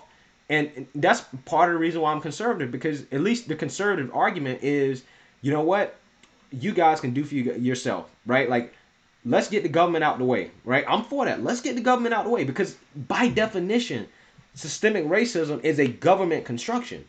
So the answer to that is to get the government out the way. The far left is asking for the government to get out of the way, but yet they're voting for more government. That does not make any sense to me. That's why I always frame my arguments against systemic, like when people talk about systemic racism, as if you believe that systemic racism exists, what you're doing makes no sense. And you're Because like, essentially you're asking for more government, and but also saying we you don't want want police government. officers to be SEAL Team Six, but you're trying to take money out their pockets by defunding. Exactly. Yeah. Exactly. You want the police officers to be SEAL Team 6. You want them to be more trained, but you don't want them to have money. It doesn't make sense. And again, that's why I say it's a lack of leadership. And Yeah. people like Daniel Cameron, Yeah. um, Guy who just it's a keeps it shame that real. people, yeah, he's keeps it real, and it's a shame that people go after him for doing his job, and it's like, no, he did what he had to do, and you should also not tear down those people, because those are role models and people that you want your kids to be. You want your kids to He's a grow up black and man who was the attorney general for in the state general, of exactly. Kentucky. It doesn't Yeah. matter what party he's in. It doesn't matter. You want more people to be a part of the political system if you're going to play the political game, which I don't believe you have to. You don't have to, but if you're going to, you don't want to put all your chips behind one party. That it doesn't make sense. Malcolm X has warned us about that for years. you know, well, Great Malcolm X image. warned us about that back in the day, and all these so-called woke people love trying to talk about Malcolm X. And it's like, bro, if you ever read or know anything about Malcolm X, how can you be far left? There's no way. There's no way you can be far left. Just like when You know? LeBron was saying, I love this Malcolm X book, and when they asked him about it, he just said, "Oh, it was great. It was interesting." Like general answers. It's like, bro, like you didn't read the book. Yeah, yeah. You didn't read the book. You don't. You don't. you know what I'm saying? You don't. Yeah, it's just. It's just ridiculous, They man. It's don't. just They don't. They ridiculous to don't. think They don't. about. They don't. They don't do their homework. They don't do their research. It's just emotion. Yeah. Yeah. Yeah, it is emotion. It's all emotion. And the thing is that we just gotta focus on, culture, changing us, getting the government out of the way, Yeah. and things will come together, right? When you start putting people that speak for us as intelligent, successful, black men, right? Like the Herman Cains of the world, the Ben Carsons, which by the way, people, like to talk bad about them, and it's like, bruh, How? like how? Like one, you talk like it doesn't matter what their political affiliation is. Would you rather have Ben Carson and Herman Cain, or would you rather have Cardi B and the next athlete or celebrity speaking for you? We're the only group that has celebrities and rappers speaking for us. non technical people. Exactly. And the Republicans, every black conservative is always hyper intelligent. They're always hyper successful. They Have they're hold high positions in different institutions. exactly, they hold high positions in different institutions, and it's like the black conservatives got to figure it out. Like, the black conservatives are the ones that's just like, nah, we can be successful. We can navigate this system. We can get a part of the American dream. You Pull just got to yourself work hard. say that because that's a good one. Like pull yourself up by your own. Yeah, pull yourself up by your own bootstraps. Exactly. You just gotta work hard. You work hard, you study, you build up your skills that are in demand. You don't go get degrees in gender fluidity studies. You don't get degrees in these degrees that's why I also don't agree with post free college post either. Free post college, postmodern feminist dance. yeah, exactly. Free college and the current way the system set up is gonna make this country go bankrupt. Yeah. Absolutely. That's why when people start talking about free college, I'm like, bruh, if y'all don't start with, they always try to cite the UK. They don't understand the UK doesn't have people staying on campus, right? They don't have large dormitories. They don't have all this extra stuff like student unions. Like the Hmm. UK schools are actually just straight up just academic institutions. They ain't got, athletics and all this extra stuff that we have that don't necessarily contribute to actually getting an education. And they don't understand that they can afford that system because their education system is a lot more efficient. Our education system is not efficient. And the cost of education is going up, but the return on investment of it is going down. Clearly, Making an yeah. argument for free college, and that also shows through in terms of the amount of student loan debt that we have that's continuing to pile up. Oh, that's another thing. Yeah, so I mean, the whole thing is just, I don't know, man. Like, I'm just kind of going off on tangents, but because there's No, just so no, much no, no. stuff to I see talk it. about, right? Like, there's just so many Of things course. that Yeah. I just haven't talked about yet that I just think are important to talk about. Like, you know, people got to understand that resources are scarce, man. And at the end of I the think that day, a big way to kind of do this in an organized fashion is to have like a live session the day before the election to just talk about this is what you're voting for, this is the future, yeah, just like all these general things about like where the country's headed depending on who you're voting for and who wins. Yeah, that'll be perfect for this. But yeah, yeah, these are all important points that are that are obviously extremely crucial, but that don't get as much attention because they're not as exciting. But yeah, they're important details about the future of America for sure. absolutely, Yeah. absolutely. But so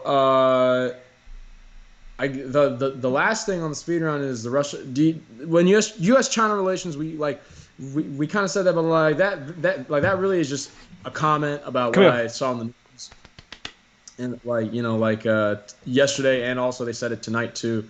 But can I just take over and just kind of close up Yeah, shop go with this for it. Go Russia for it. investigation thing? All right, so the last thing, and I know it's, and I'll just say one last comment on China just to get you guys fired up to kind of close up the night. So I was very very pleased and fairly amused with the outcome of the Russia investigation. So they said that there was no evidence of collusion, but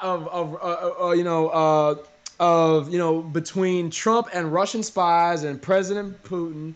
That instead, this entire 3+ year investigation showed them that Hillary fabricated this dossier, these allegations, to distract the American public from her email scandal, and she actually got input on how to fabricate it from a Russian spy.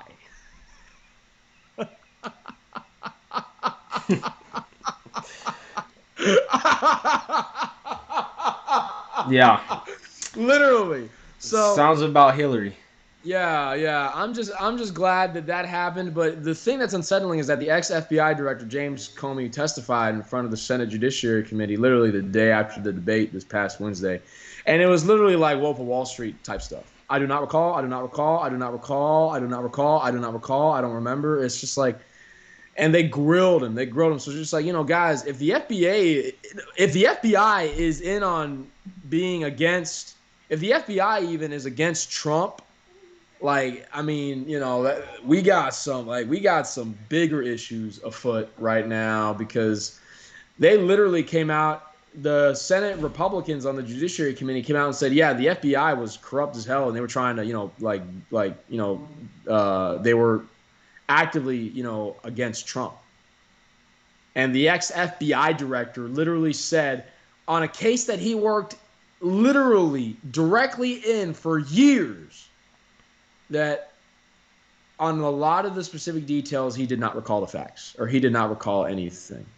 So, yeah, that's not getting a lot of coverage. That was Fox mainly and Washington Times. Obviously, no surprises there. But so, congratulations on Trump. That was kind of like a little under the table W. It shouldn't be, but it was. So that Russia investigation, they caught all the people. It was fake. They're all criminals. I think they're even trying to push the people who brought the allegations. So that was great. Awesome, awesome stuff. And guys, U.S. China relations for me, honestly, it's just just to kind of wrap up, they're not getting any better. Basically, the way to sum up the most recent update on what China's saying, they're basically making fun of Trump for him getting the virus and whatnot, which is pretty blood boiling because their government did not tell the world. They didn't handle it properly. They let it get out. And they squandered anybody they killed the first whistleblower in China who said this was a big problem. and and it doesn't even affect their president, their own president. It doesn't get to any of their other cities, and it gets to here in America, and Trump gets it. And apparently, what Fox News is saying is that China is clowning Trump. So that should kind of get you riled up. But hopefully Trump comes back from it. He comes in full force, full speed, 100%, and he makes it just in time for the second debate to get the Republicans and the entire right and the conservative base, all fired up for Trump. So I think if Trump comes through, if he comes out on the other side of this, like literally unscathed, like it never happened, I think that's going to be huge, a huge rallying point for the conservatives, the Republicans, and just the Republican Party. So, but that's where we're at right now. Yeah, man. No, that's I man, the China thing, man, is Trump going back and forth with China is hilarious. So Mm-hmm. I think it's one of those things that it's it'll be interesting to keep an eye on, and I'm gonna depend on you to break the U.S. China relation news because you love that. I just love global news and see how different countries. Because you got to remember, we're not isolated guys. People. Last quick thing: the whole world is watching this. Like they all want us to go down. North Korea wants us to go down. Iran hates us now, especially after Soleimani, and since we support Israel. Russia wants us to go down because we beat the Soviet Union, we beat them out, and obviously China because China wants to be number one. So you know we're so caught up with fighting each other over race and bullshit and wear the mask or don't wear the mask or this, that, and the blah, blah, blah, blah, blah. We're forgetting that the real enemies, the foreign entities on the other side of the world that are literally just cheering this on. Because instead of them having to fight us, we're just fighting each other. So it's important to be on top of what's going on globally because, the whole world is watching. And the whole world is probably watching these debates. The whole world is going to be watching the election. I mean, it's the global factor is more important than ever. Absolutely. So Yeah, yeah. No, I think that yeah, I think it'll be interesting to watch. And we'll go from there. But we about to be yeah. at 3 hours, man. I'm just glad this stream held Yeah, up, let's say. right? And I'm glad I got it right. So I know next time when I do this, that I need to make sure that I make sure my connection is tight and that my computer's not running anything else while I'm doing this, because I think that's Okay. probably what the actual Yeah, issue issues is with have my computer. issues have been so yeah, because we've had no other technical issues since you paused it and we got back on, right?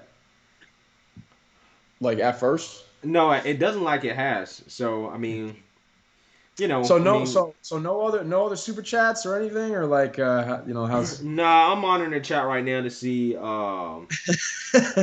what people are saying, just so I could kind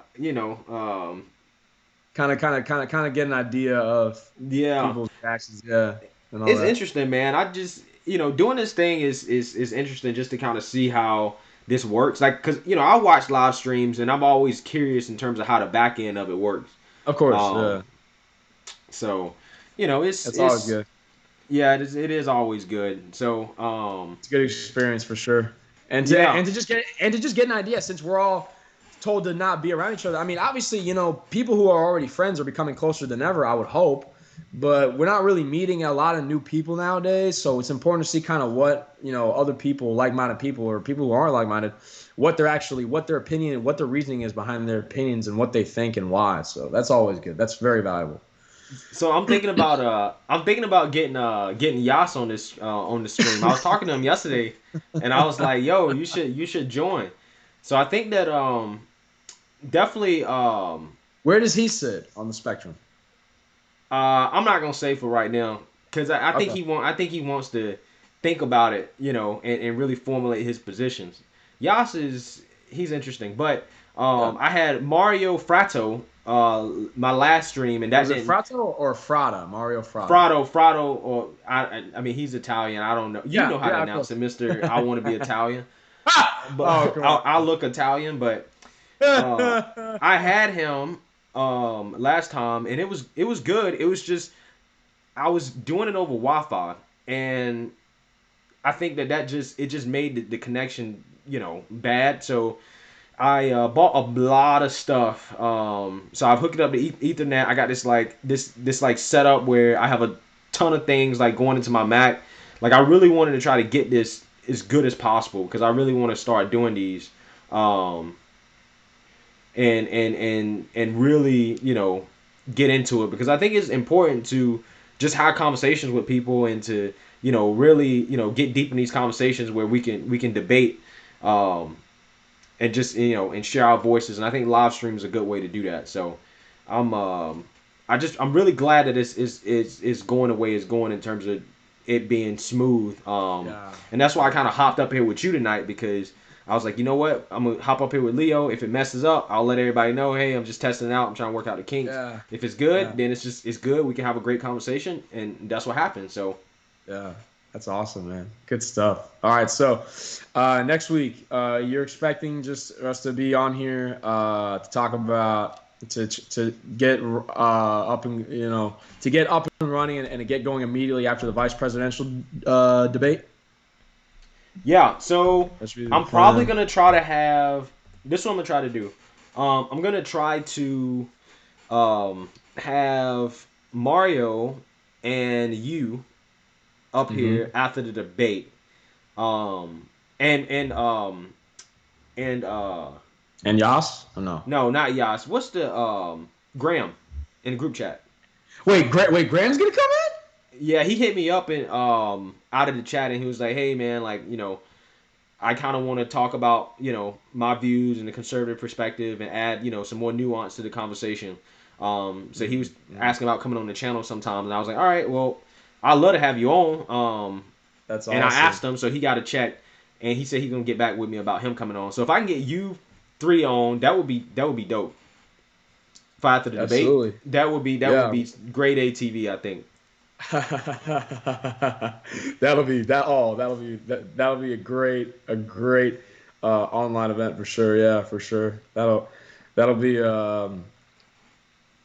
something that I would look very much forward to, and that would definitely be a great occasion if you can definitely get us all together in the same online forum and to just kind of speak our minds and speak about our opinions on what's going on, and obviously the VP debate that we just witnessed and whatnot at that point. So that'll definitely be good, man. Yeah, definitely try to pull for do what you can to make that happen. All right. Well, I'm gonna go ahead and wrap it up. All right, guys. Y'all got a Discord? No, no, we do not have a Discord. Um, A y'all got a Discord, Discord, bro? Oh, I guess a Discord is like a big chat where everybody can, I guess, chat. I guess. I guess, but I don't. No, we don't have a no, Discord.